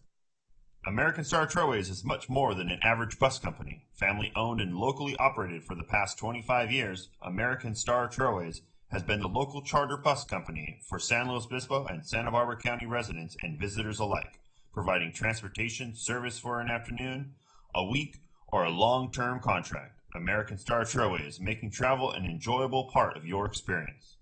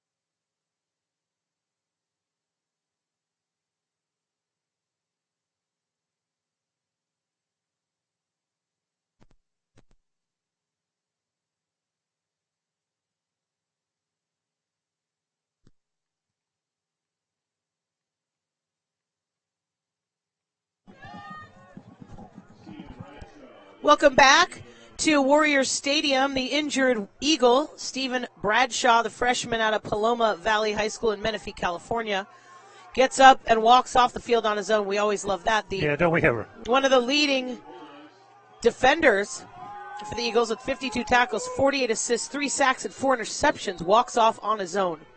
It's a 3rd and short. Whitmill finds a hole. Whitmill Jr. He is still moving across the 30 for a Bulldog. First down.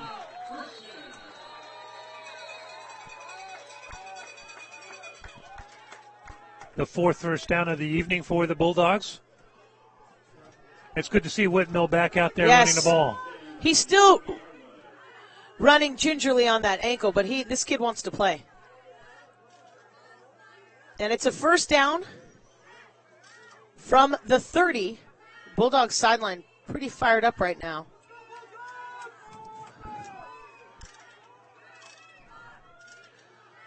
Maurice Smith runs into trouble, but there's a flag on the play.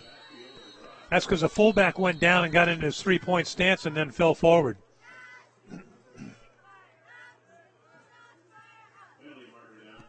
It's going to be against the Bulldogs. Illegal motion in the backfield.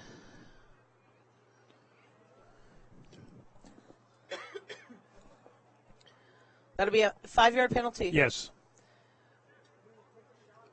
So now it'll be a first and 15 from the 35. 5-yard penalty. Still first down. Oh, he forgot to turn off his mic. That was gnarly. Yeah, thanks. Woo! Thanks. It's a pitch to Whitmill Jr. He's cruising on the right. He finds the original line of scrimmage for a gain of 6. Yes. Man, if he can find some way to play in this game tonight, and they could get some mileage out of Maurice Smith, it could shift the energy and the momentum in this game. That was nice. I picked up another, 6 yards and brings up 2nd and 9. And he didn't run through the middle. He actually went to the right side of the tackles. Got around the edge on that right side. But as I said earlier in the game, Jacinto does move from sideline to sideline pretty darn well. This one, Smith had nowhere to go. Nowhere. He lost a couple. He's frustrated. I think the fans are starting to get a bit on the frustrated side, too.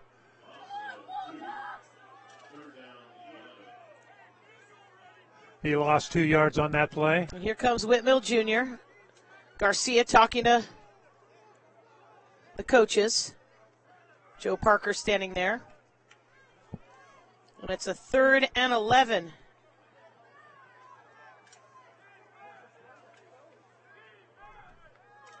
Garcia's going to throw. He's got some time and some room. You've got right out here by himself. Empty. Jerome Affe nowhere in sight. Not one defender in sight. Jerome Affe. What a play. Again, everybody for the Bulldogs moves to the right. The defense moves to the right. Affe holds his block for a second or two.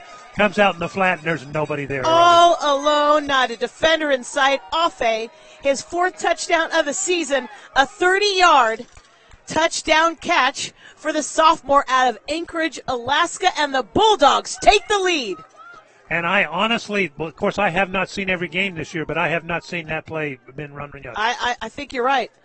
The extra point by Eddie Zacharias is up, and it's good. The Bulldogs was a 7-3 lead early on here in this 3rd quarter, and the crowd is back, and the Bulldogs are fired up. You are listening to the Western State Bowl at athletics.hancockcollege.edu.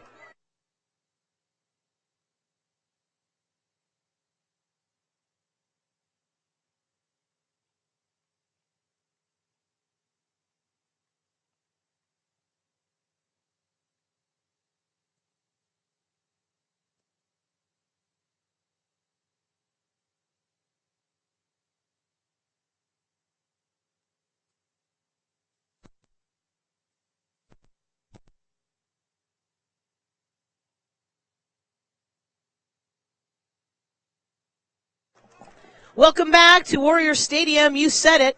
You and Kevin Dill, Brian Dill, Kevin Dill, same person.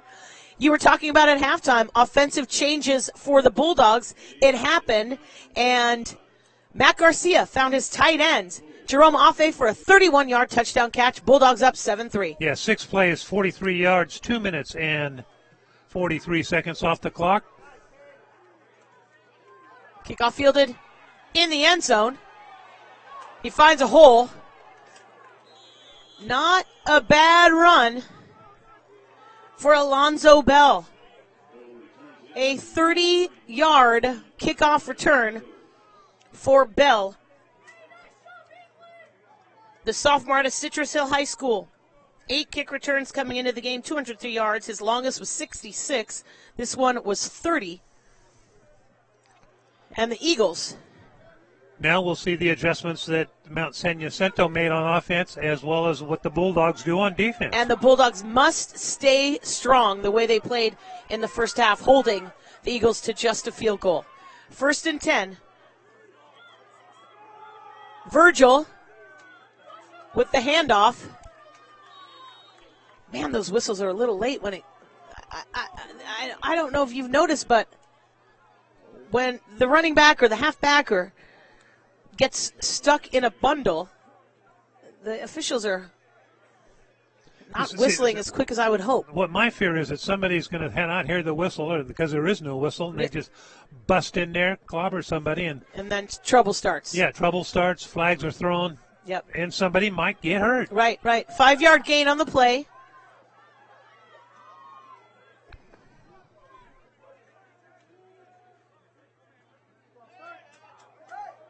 Whoa, some movement.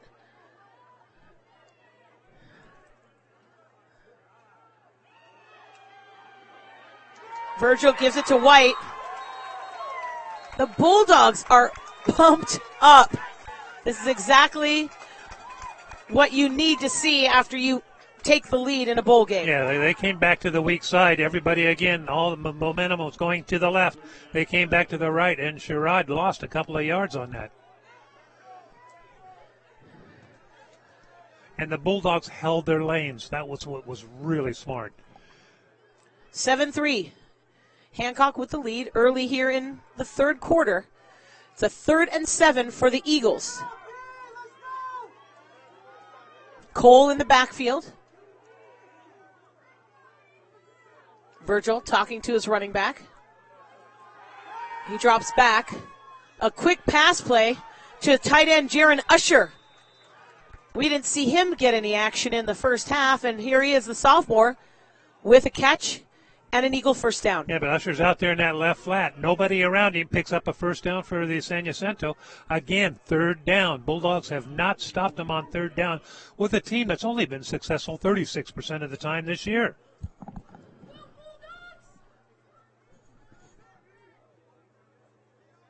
First and 10 for the Eagles on their own 44.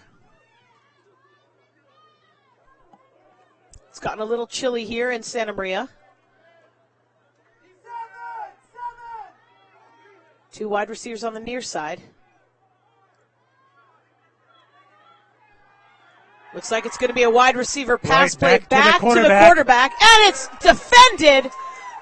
I think that was Qualik Davis, and that was what a play. What a play. The vertical on Davis gets right in the face of Virgil, and he bats down that ball for incomplete. Well, what was fortunate was that the pass was so lofted. It was a floater. Yeah. Not a floaty, a floater. And it gave Qualik Davis the opportunity and time to get over there and knock it down.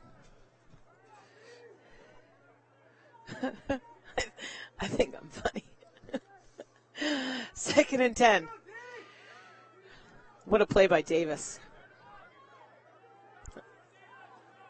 Lots of movement on the offense. And, wow, Alonzo Bell runs right across the line of scrimmage. And didn't stop, just kept running upfield. He's lucky nobody hit him. Number 2, 5-yard penalty remains 2nd down. And right now, for the first 5+ minutes here in the second half, the Bulldogs are in control.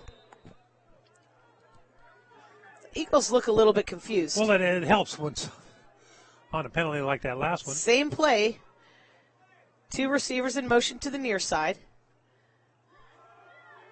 Virgil keeps it, and he finds a hole, but guess what? Not for long. Seth Mataisi shows up, and shows up big. Got back to the original line of scrimmage. Nice defense by the sophomore to Paso Robles High School. Oh, they're fired up, I'll tell you. Here's the 3rd down. Yes, it's the way that play was run, it looked like Virgil had a big hole, and Mataisi came out of nowhere. Well, initially, he did have a good-sized hole. There was nobody there. 3rd and 9.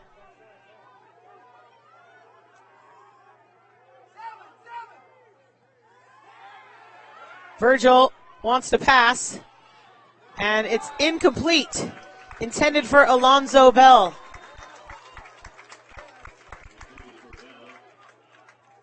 Going to bring up 4th down for the Eagles. That was a nice stance by the Bulldog defense. Virgil was almost out of bounds when he threw that.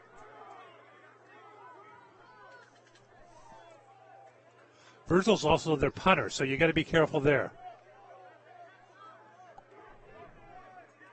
An all-around athlete, the sophomore, 5'11", 190 pounds, 16 punts, 608 yards. His longest is 55 yards. He's got 631 yards rushing, 2,500 yards passing. He's definitely the star of the team. And he punts it. It's a low punt, bounces at the 31, and rolls out of bounds at the 27, where the Bulldogs will take over. Hancock's got to be feeling good right now. Yeah, that was a good defensive stand.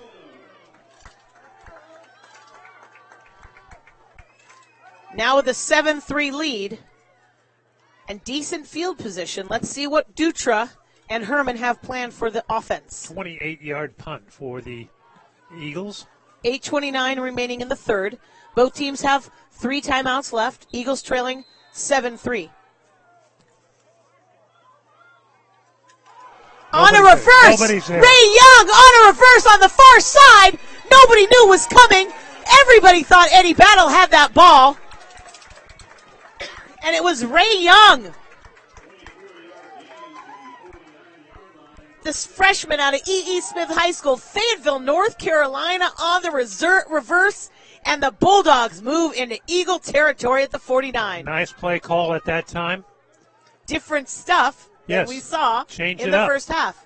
Did you guys send a Post-it down to the coaching staff at halftime? 1st and 10. Looks like Rayner with the ball. Pretty sure that was Terrence Rayner. Yep, Rayner gained 1 yard on the play. He's out, and here comes Newkirk.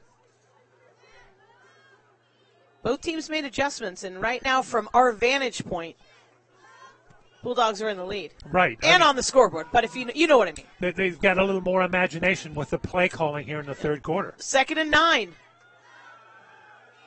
Quick pass to Aviles. Johnny Aviles, the freshman out of Paso Robles High School, with a completion. It's only his 3rd catch of the season. Changing it up, and here comes Michael Dutra. We haven't seen much of Michael Dutra another either. tight end. Yep, he's into the game with Terrence Rayner. It's a 3rd and 3.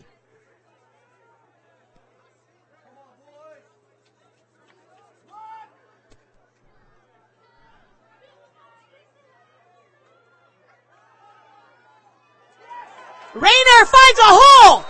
Terrence Rayner with a Bulldog first down and more. Boy, you give Rayner a lot of credit there. He was headed outside, saw a hole briefly inside, cut through it. Nobody touched him until he got to the secondary. First down, Bulldogs inside the 30-yard line of the Eagles. Quick huddle for the Bulldogs. That's what you've got to do. You got to keep that same defense on the field. That movement by the left tackle, that's exactly what you don't want to see. That's the kind of thing to the snap. False start. Number 55 of the offense. 5-yard penalty remains first down. You know, we never did find out. Remember when I texted you last week, the starting center had moved to right tackle? Yes. Did you find out why? Because he's still playing right tackle. I don't know. Yeah, Amen Reese was the center for most of the season. Yes, he was.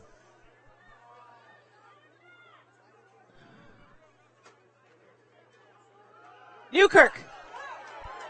And Newkirk finds a hole. He makes up that 5 yards and gets a little bit more inside the 25. Now, what the running game is doing right now, it is opening up all possibilities on the offensive playbook. I mean, they can go outside, they can throw the ball, but now the Eagles have got to be cognizant of the fact that between the tackles, the Bulldogs are starting to get some yardage. 2nd and 8 from the 24. Terrence Rayner again. Terrence Rayner is on some sort of extra energy boost. Coming into the game, Irvin, he'd had 69 carries, 415 yards, and 5 touchdowns. But today, he's definitely, at least here in the second half, he is the go-to guy, and he's fired up too. 5:20 remaining in the third. Newkirk Finds First a hole down. and gets a first down. Bulldogs. Bulldogs are moving the ball easily. Well, it's easy for us to say that up here, but. And you know what? They got freshman running backs right now that's doing it. And you know what they say about us? That we're broadcasting easy. First and 10. Ball's on the 14. Terrence Rayner. Wow. He runs just on the edge of the left side and gets inside the 10. Not enough for a first down, but a nice run for the freshman. Another flag. Did you see a flag, Irvin? I do not see a flag, but I see two referees talking to one another and Bulldogs walking backwards. Illegal chop block on the I do see offense. the flag now. 78 and 55, high and low. 10-yard penalty, 15-yard penalty, first down. Two guys, high and low. Yeah. It's definitely against the rules. It is, but the way he called it. So is it 30? Is it a 30-yard penalty? 15. I know, I'm joking.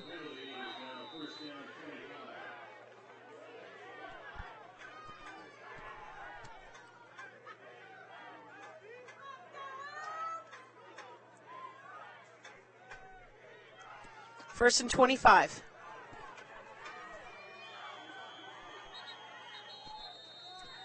And there's so much confusion there with It's the a offense. timeout. Bulldogs call a timeout. Hancock. And we will take Their a timeout first as well with timeout. 4:33 left on the clock in the third. Bulldogs up 7-3. You're listening to the Western State Bowl at athletics.hancockcollege.edu.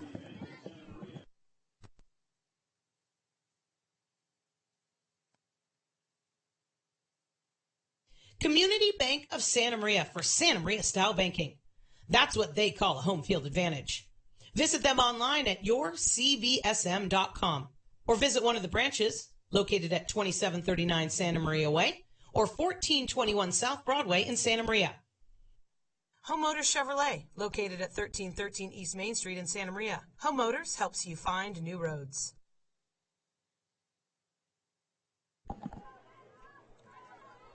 Welcome back to Warriors Stadium. Bulldogs lead it 7-3 using their first timeout of the second half. So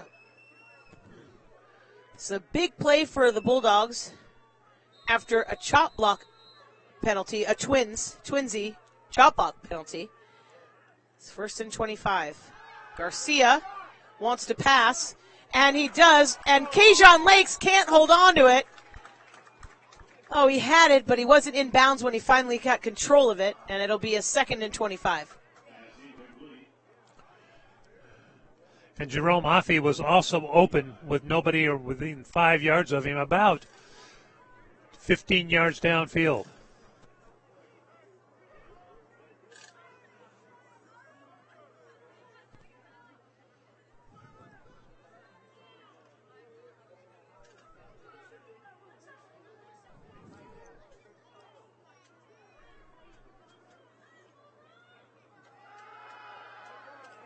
Rayner's open on the near side, but instead, downfield, and there's a flag. Kajon Lake gets tripped before the ball gets there. He got tripped. It's Did going you to be see defensive Terrence pass Rayner? interference. Yeah. Terrence Rayner was wide open right around the 15-yard line. But the wide receiver, Lakes, and the defender were running side by side, and then suddenly, just as he hit the end zone, as the ball was coming towards him, he got tripped.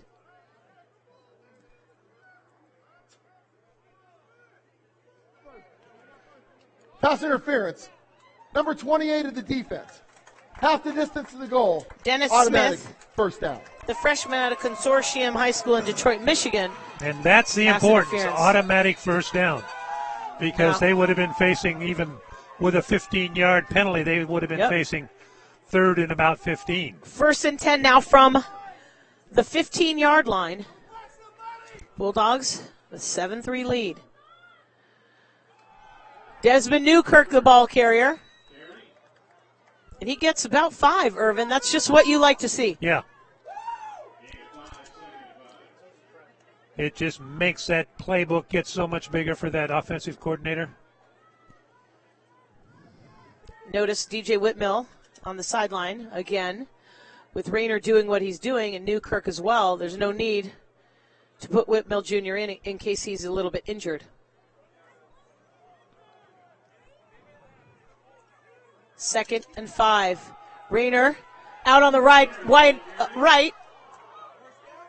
He's pushed out of bounds at the 9. I think it's enough for a first down. I think that you're right. Pushed out of bounds at the 4.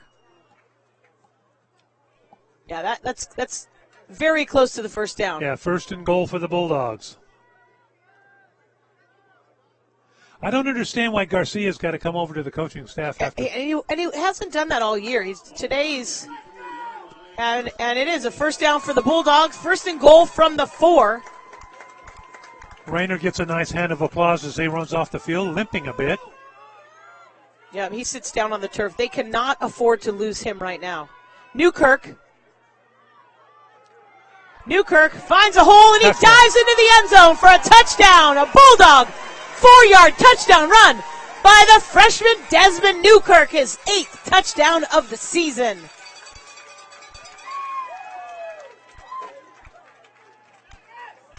Bulldogs dominating the second half. Adjustments made for sure by the coaching staff, relayed to the team, and the Bulldogs now have a 13-3 lead with Zacharias in for the extra point attempt.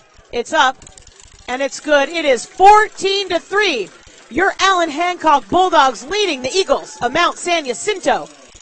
You're listening to the Western State Bowl at athletics.hancockcollege.edu.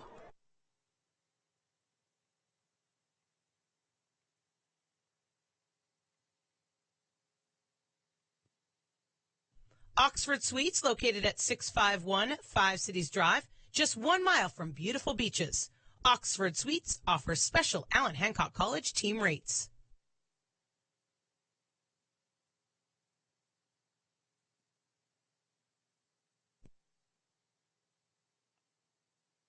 Home Motors Chevrolet, located at 1313 East Main Street in Santa Maria. Home Motors helps you find new roads.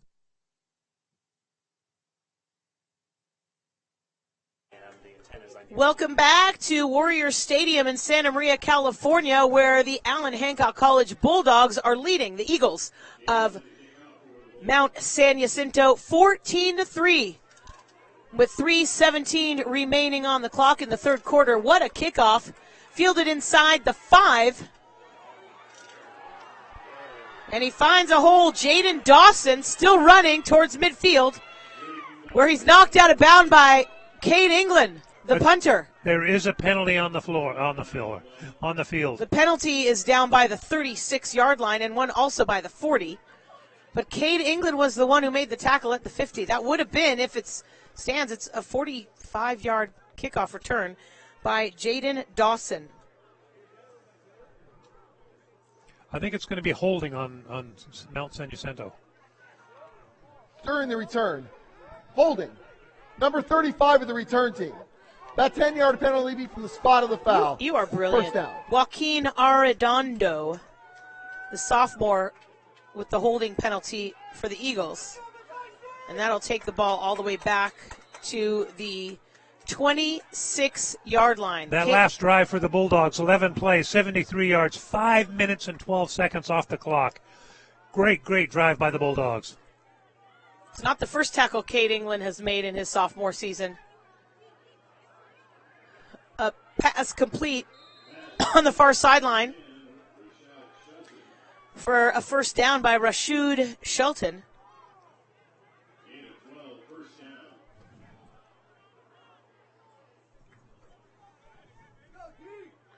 Brandon Robertson just arrived at the stadium, the interim sports information director, and pretty much one of the statisticians for the for Eagles. What a play.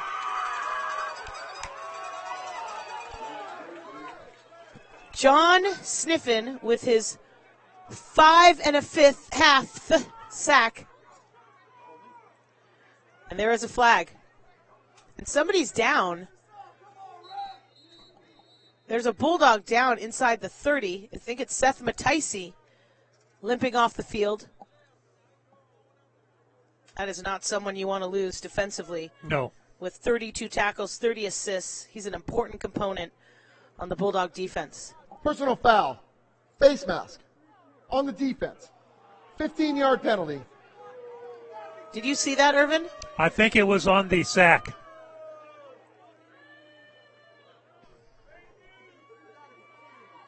So no sack for the Bulldogs. No. And that'll move the ball to the 42. It'll be a first down for the Eagles. If nothing else, it was good to see the Bulldogs get some pressure on the quarterback, yes, on Virgil. Virgil has some time, and he finds his receiver, Chambers. And there wasn't anyone around him. It looks like he caught the ball and he fell down. He tripped. Yeah, once his knee hits the ground, Yep. the play is over.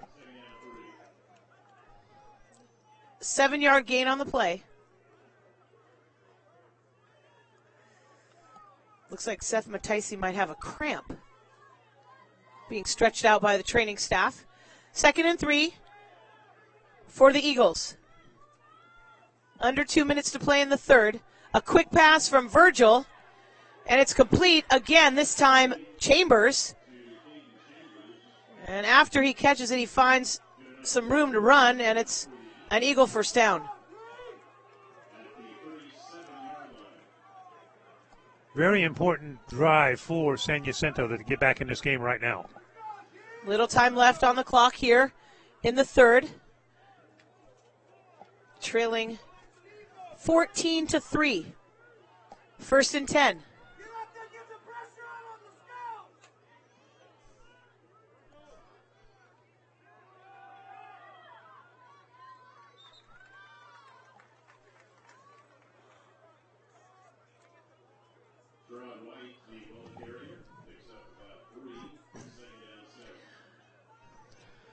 Yeah, San Jacinto's got to keep running the ball on occasions because they got to keep Hancock honest defensively.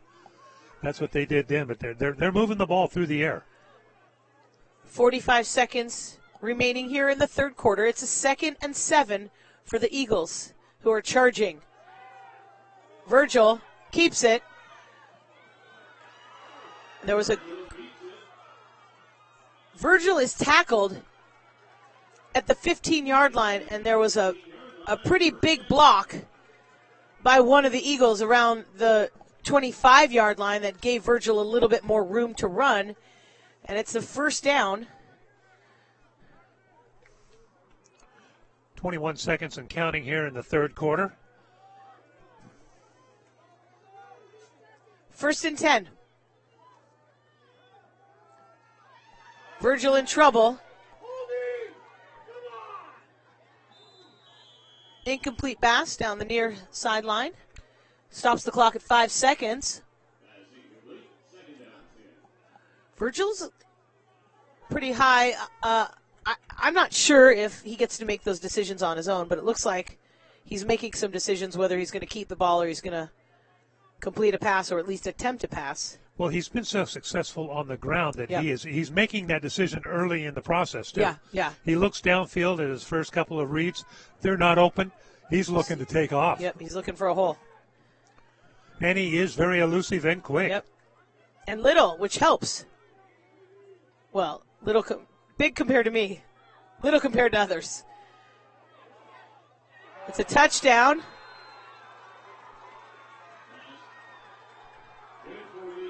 A 15-yard touchdown for the Eagles. Alonzo Bell, the wide receiver out of Citrus Hill High School, his 3rd touchdown of the season, the sophomore. And if I didn't see the number of the defender, but it was like he was in front of the defender. Qualic Davis.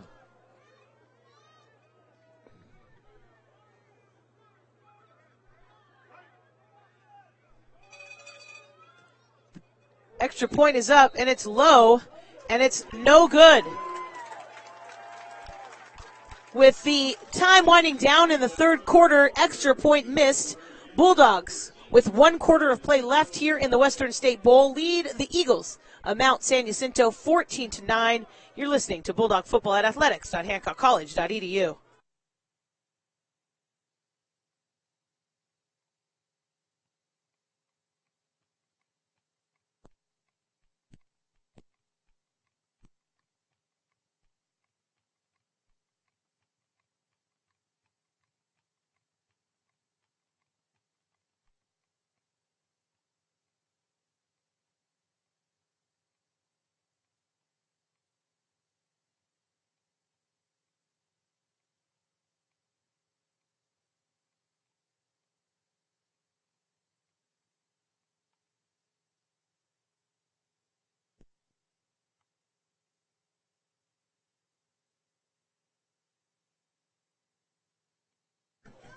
Welcome back to Warrior Stadium in Santa Maria, California. Alonzo Bell with a touchdown catch to give the Eagles 9 points, and then a missed extra point makes it stand now at 14-9. Bulldogs holding on to a lead with the fourth quarter getting underway. Yeah, 7 plays, 73 yards, 3 minutes and 7 seconds off the clock. A big play in that whole series was that sack that was deemed face mask, and then gave the first down to the Eagles. Eddie Battle drops the kickoff, and then it's picked up by by Desmond Newkirk, who gets to the 10-yard line.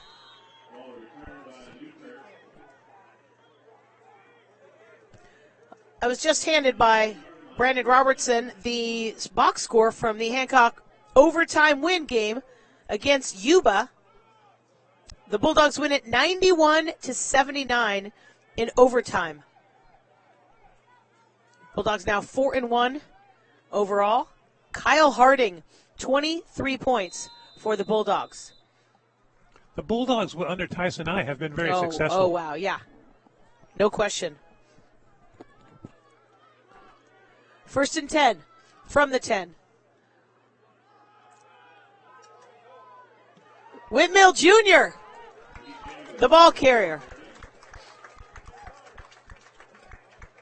You can't help but think that Hancock's really started moving the ball well since they had to help that young lad off the field for Mount San Jacinto, one of the leading tacklers for them.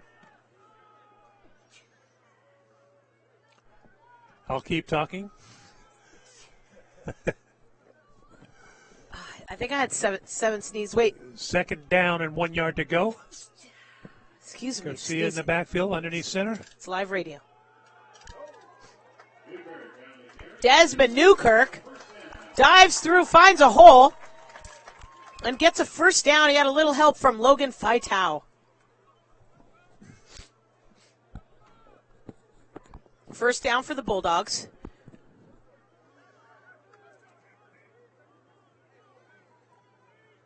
It's a 14-9 game. Yeah, 1 quarter to go. 1st and 10 from the 24. Eddie Battle, he finds a hole near the far hash mark, and he gains 8 yards on the play. And Eddie was frustrated. You could see it on that kickoff return when he dropped the ball. It fired him up. He wants to make up for it. DJ Whitmill coming back in.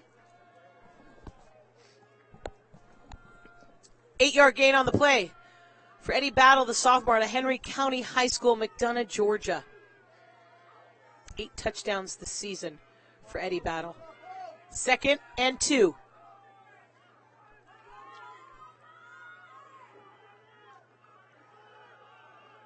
Whitmill. He picked up maybe a yard. Maybe. I was actually hoping to see a pass play on that. And now we've got another injured player. They're both getting up slowly. Gerardo Fernandez and Logan Faitau. I know Fernandez a couple of weeks ago hurt a leg and didn't play the second half against Pierce, L.A. Pierce. Yep, he's limping off the field, the Lompoc product. He's got something going on in his right foot. He wanted to walk off on his own.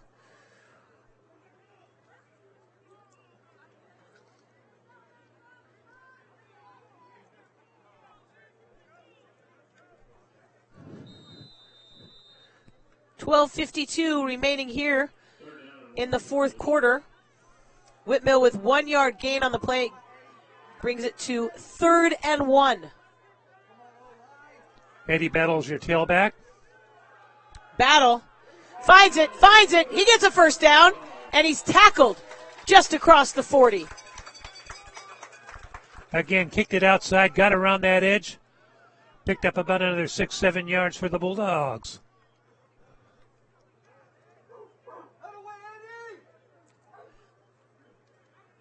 Bulldogs are barking in the crowd.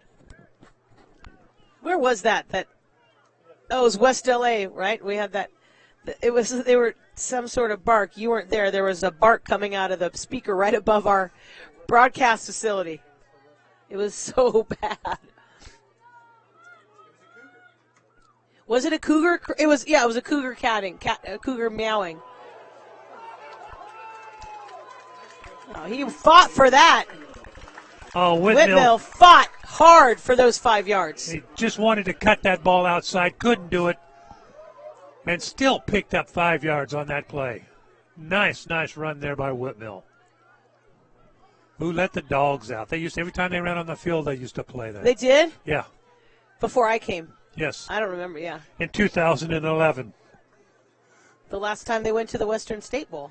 And beat Harbor.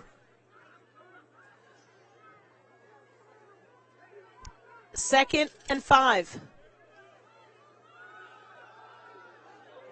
Battle finds another hole right across midfield for a Bulldog first down. Eddie Battle battling his way through. It's the first time I've done that this year. Yeah, it is. I won't do it again. Yeah, thank you. And offensively, those running backs have just been relentless. There was a shift at halftime, and it's clearly evident right now. Well, prior, in the first half, the defensive line owned the line of scrimmage for Mount San Jacinto. Third quarter, the Bulldogs have run the ball well. And fourth. 1st and 10 from the 47. In Eagle territory, Whitmill gains a few yards. 2-yard gain on the play. That's 8 running plays in a row that the Bulldogs have done.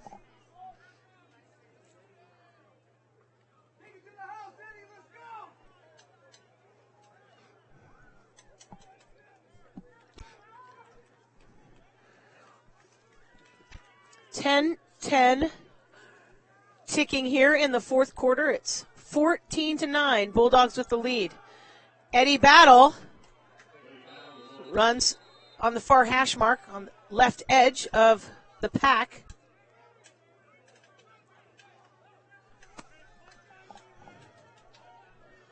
Got the ball about to the 37-yard line. 3-yard gain on the play. It'll be a 3rd and 5.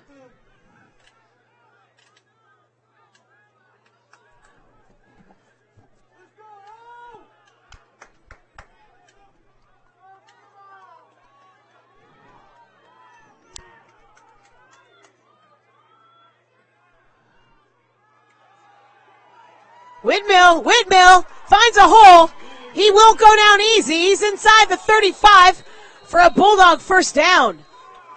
And there's a flag coming from the line judge. They are a little slow on the whistle tonight, that's for sure.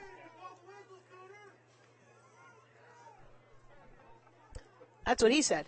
Yeah. And you know, the number 77 is moved back to center. The result of the play is a first down. After the play, personal foul, unnecessary roughness. Number 57 of the offense. Lucas 15-yard Santana. penalty. First down. Wow. I didn't see it. Did you see it, Irvin? Well, that's what everybody's arguing about, the whistle's not blowing, and what with the comments we made earlier. Yep. Oh, Dutra is fired up. He is so mad, screaming and yelling at the line judge. Well, I think he has something to argue. Yes, I agree.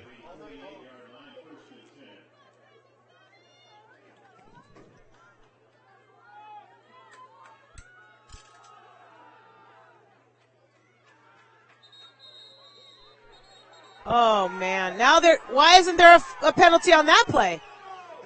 Because he was grabbing Battle, I think, after the whistle.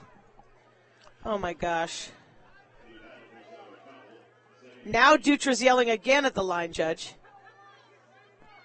They're having a heated conversation. Dutra has to walk away. And DJ Whitmill. He's waving off the official.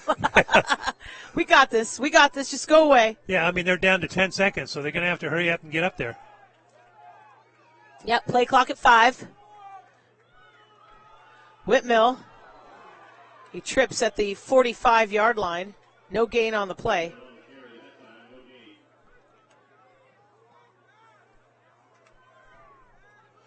Going to bring up third down and about 7 yards? Dustra's still talking to the line judge. He went right back over there.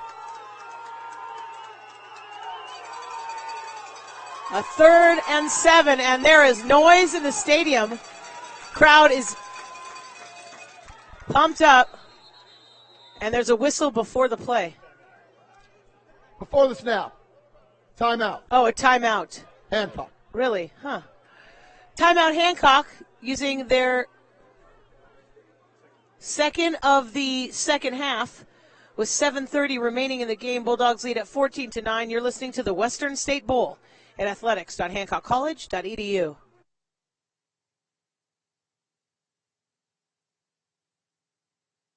Oxford Suites, located at 651 Five Cities Drive, just 1 mile from beautiful beaches. Oxford Suites offers special Allan Hancock College team rates.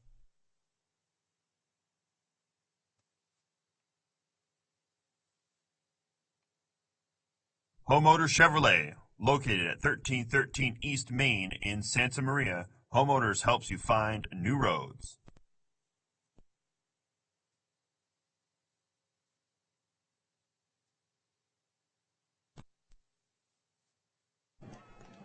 Welcome back to Warrior Stadium. The Bulldogs leading 14-9 with a 3rd down and 7.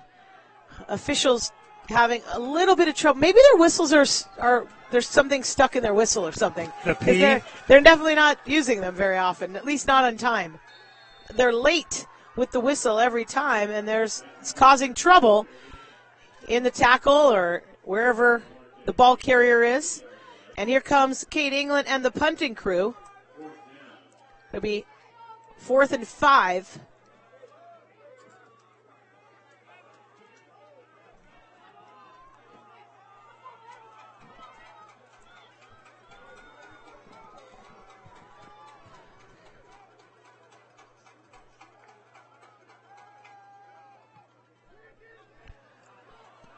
Punt out of bounds. Inside the 5-yard line.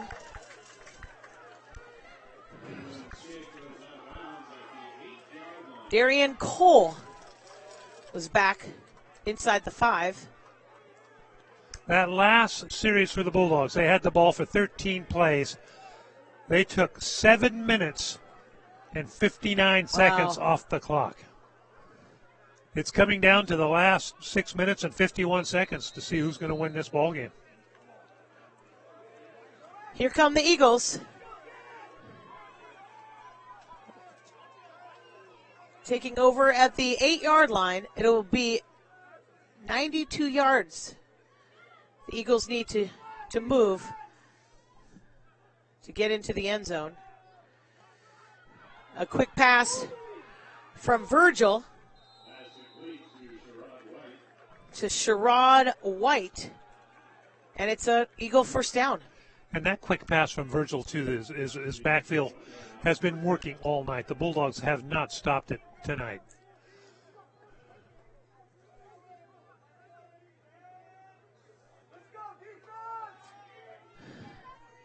Eagles still have 3 timeouts remaining here in the game. 1st and 10 from their own 21.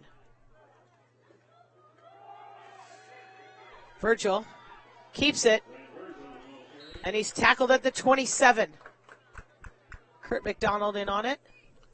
One thing about Virgil, he never slides, does he? That's a good point.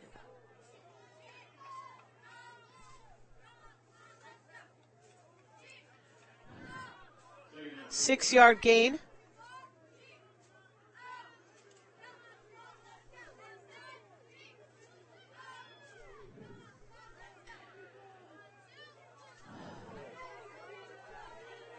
Two wide receivers on the far side, 2 on the near side for the Eagles.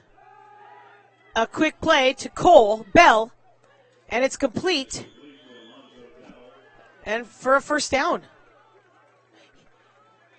He's more successful when he gets the pass off quickly than he is when he takes time on it. No, I agree. And he gets the ball out quick. And they're picking up 8, 9, 10 yards a pop.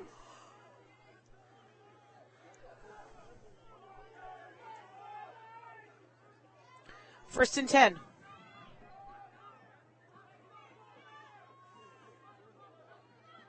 High snap.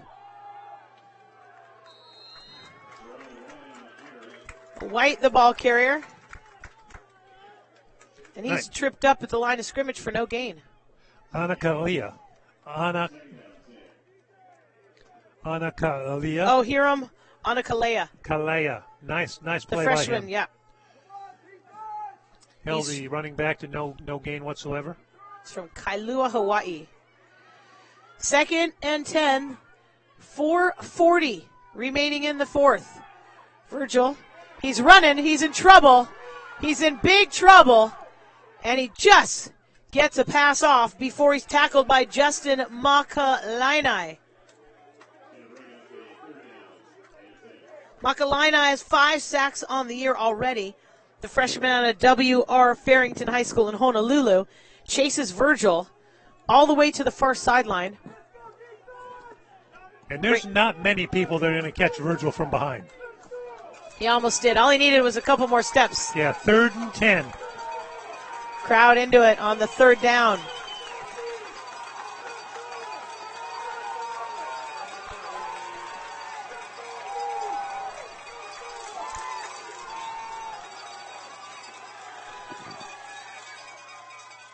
Incomplete pass. What a play by Qualik Davis. Yeah, I mean, it was almost a pick 6 by Davis, wasn't it? And it looks like I didn't see a flag. There's a flag right where this happened. If they're going to call pass interference on that, I guess I missed something because it looked to me like he just got around on the receiver and batted down the ball. I mean, they both got. Nobody has, they both have equal opportunity to catch that football.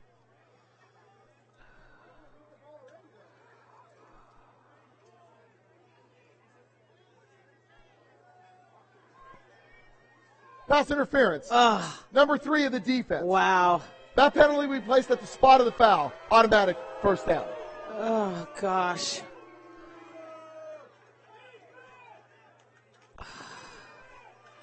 Look, he said they were placing it at the spot of the foul. But wasn't the foul all the way over there? Well, all right. I'm not gonna, hopefully they can't hear me. Unless they called it early in the route. Oh, I get you. Not on when the ball got there. I see. So they called it way before the pass even was released. Yeah. I see. That's why we couldn't see it, because it didn't happen over there. Good silent laughter. Thanks, Irvin. Yeah. Nothing but. Next year I'm going to wear different socks, too. You got to go to laughing class before next year so you can learn how to laugh out loud so people don't think I'm funny at all. 2nd and 10 for the Eagles, who trail the Bulldogs by 5 late here in the game. Almost intercepted. So close. Seth Mataisi almost intercepted it. It'll be a 3rd and 2. This is a huge play. That was not a smart pass for Virgil there. There were 3 Bulldogs there. Yeah, he threw it into too much coverage. I mean, it was second and short at the time. He could have run for a first down.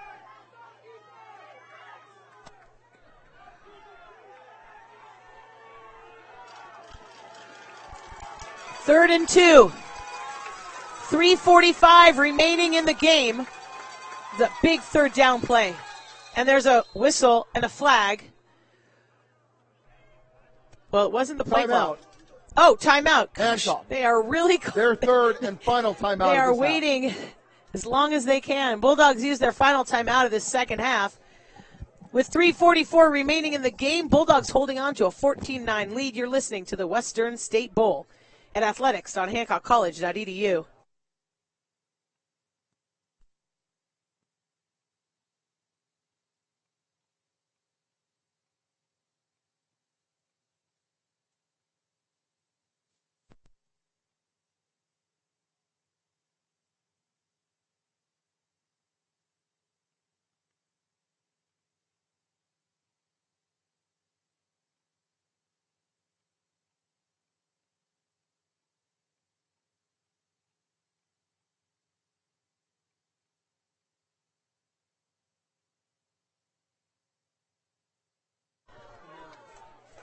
Welcome back to Warriors Stadium. It's a tenuous moment here with 3rd and 2. Bulldogs defense trying to hold the Eagles and keep this 14-9 lead. And Virgil is under center, I think, for the first time tonight. Yep, Virgil's lining up under center.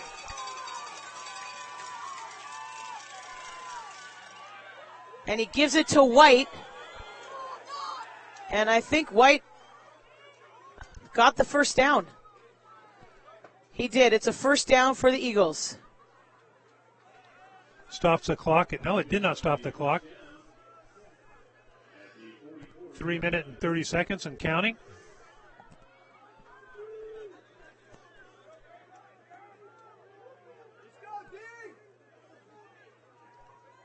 First and 10 from the 44. Eagles using a lot of clock here in this possession. He's back to the shotgun.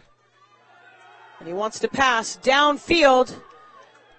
And Alonzo Bell is on this sideline, but he's nowhere near that pass. Yeah, I don't think they were on the same page there between Virgil and Bell.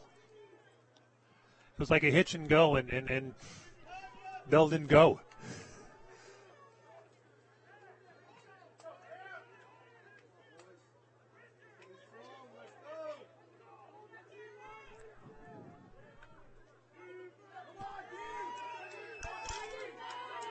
Second and 10. Trips on the far side. Virgil in the shotgun. White. Complete. Finds a little hole, and it gets bigger, and he gains 8. He moves it all the way to the 37. Unfortunately, he was hit, just a couple of yards past the line of scrimmage, but they could not bring him down. Brings up a 3rd and short, and we know we're in 4-down territory. Number one, it is 4-point difference between the scores.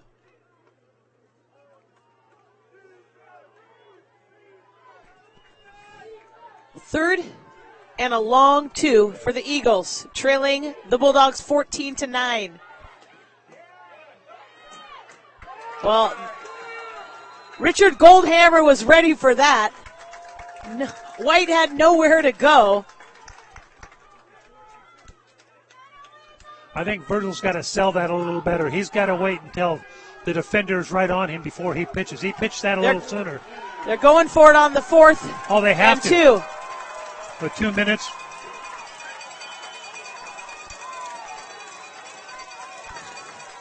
Crowd is into it.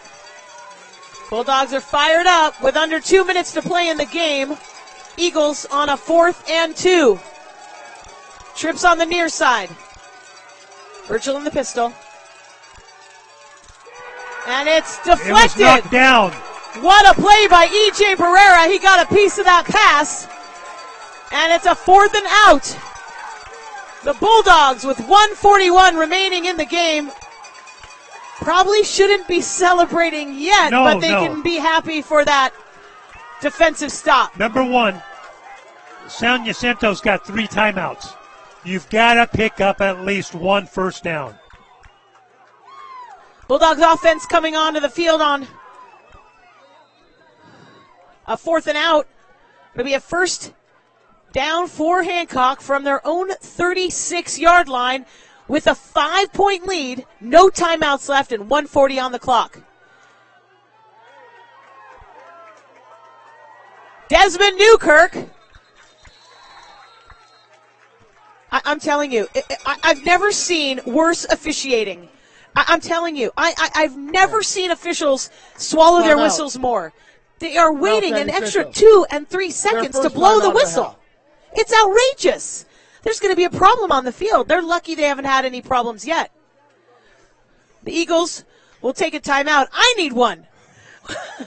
With 1:34 remaining in the game, Bulldogs up 14-9. You're listening to the Western State Bowl at athletics.hancockcollege.edu. All right.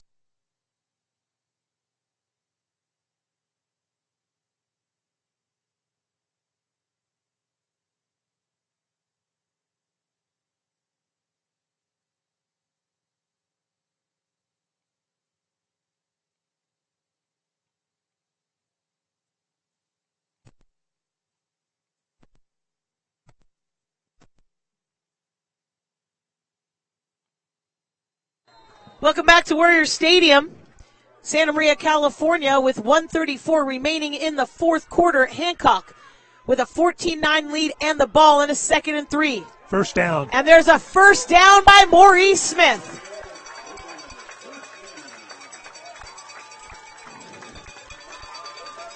Eagles have 2 timeouts left with 1:24 remaining in the game, and the clock is ticking here in the 4th quarter. Now the thing you have to do is hold on to the rock, don't you? Hold on to the football. And use the play clock. Use the play clock all the way down. I was surprised that they did not call, they being San Jacinto, a timeout there, but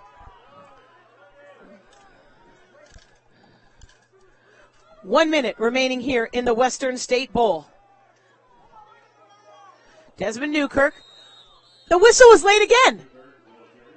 And what I liked about Newkirk there is he got the quarterback Garcia's attention and said, wait, do not call it until we get the play clock down. Out San Jacinto using their second timeout of the second half with 53 seconds remaining here in the 4th quarter. It'll be a 2nd and 13 when we come back here. And what do you think right now Chris Dutra and his coaching staff is saying in this huddle with his offense? Well, they've got one more timeout, so chances are if the Bulldogs do not get a first down, it'll be 3rd down. 53 seconds to go. Just do not hold on to the football.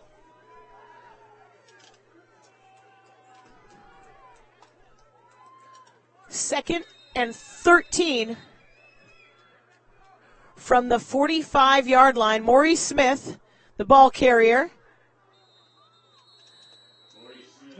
Not much gain on the play, and timeout. 9 seconds White used. Their 3rd and final timeout. No timeouts remaining for either team here, Irvin. 47 seconds remaining, and it's going to be a 3rd and 11. Smith gained 2 yards on the play. Oh, man. There's got to be some serious strategy. Well, it's 3rd down, okay? They cannot stop the clock anymore. So, number one, you stay in bounds. And they set the 40-second clock at the end of the play, correct? Yep. They can run a play and allow the clock to continue to run with the whistle, and it is going to leave little or no time whatsoever for Mount San Jacinto as long as they do not fumble the ball.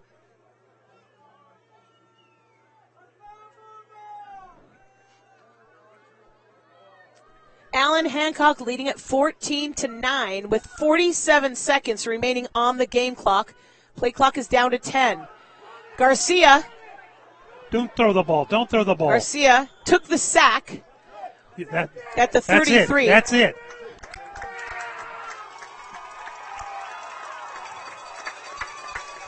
Smart play.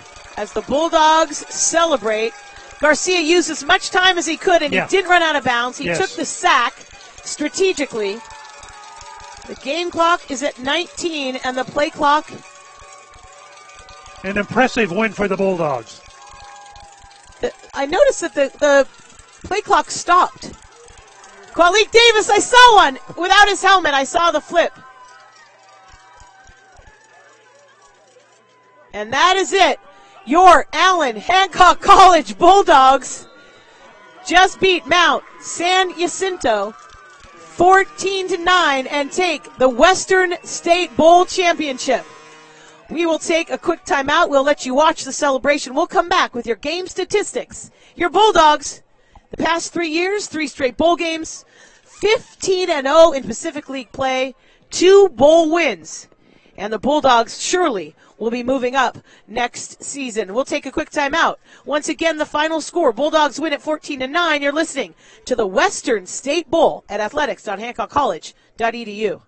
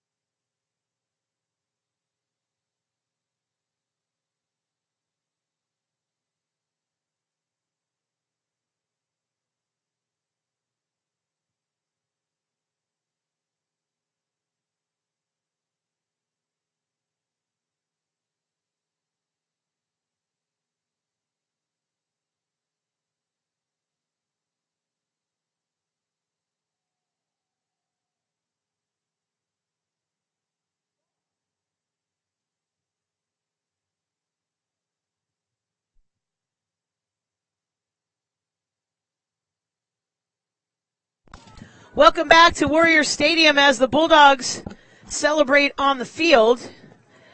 They'll get their trophy, and interestingly enough, Matt Garcia wanted to pour the ice chest of the Gatorade cooler over Chris Dutra's head, but he dropped it on the way over, so instead Qualik Davis tackled Coach Dutra to the ground, and there was a dog pile around the 10-yard line, and they're finally all getting up after celebrating the Western State Bowl win. Irvin, we've got our game statistics. Yes, we do, CJ, and we'll start with team stats first. Teams. You know what? Let's Let's share Minnesota, Kim. Congratulations to you and your program. Hancock coaching staff, thank you for your dedication, your service. I appreciate you guys. Tonight, we're honored to have the president of Allan Hancock College be the MC of the award ceremony. Let's give him a hand, Dr. Kevin Walters. Thank you. Let's thank all the fans for coming from both sides. Long drive from Mount San Jacinto. So thank you all for coming out. It was a great game, and we were honored to have you guys come out, and feel really fortunate that we got an extra bounce. We do want to give a couple of awards. I'm going to start with the San Jacinto Player of the Game, quarterback number 2, Brett Virgil. Where'd he go?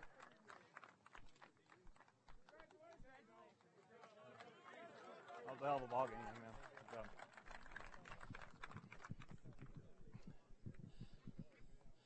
We have two other awards, our Hancock Player of the Game and the MVP. We're going to start with the Hancock Player of the Game, number 8, Seth Mataisi.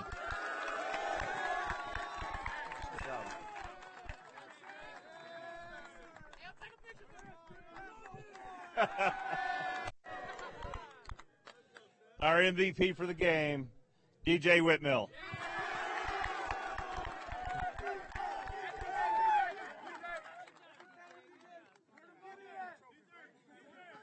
Good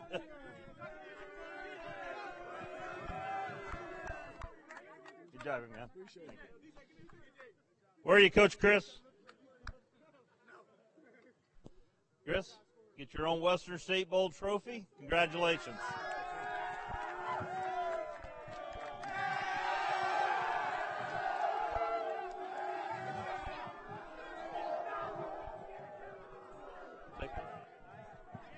Thank you all for coming. Have a good night. Safe travels home.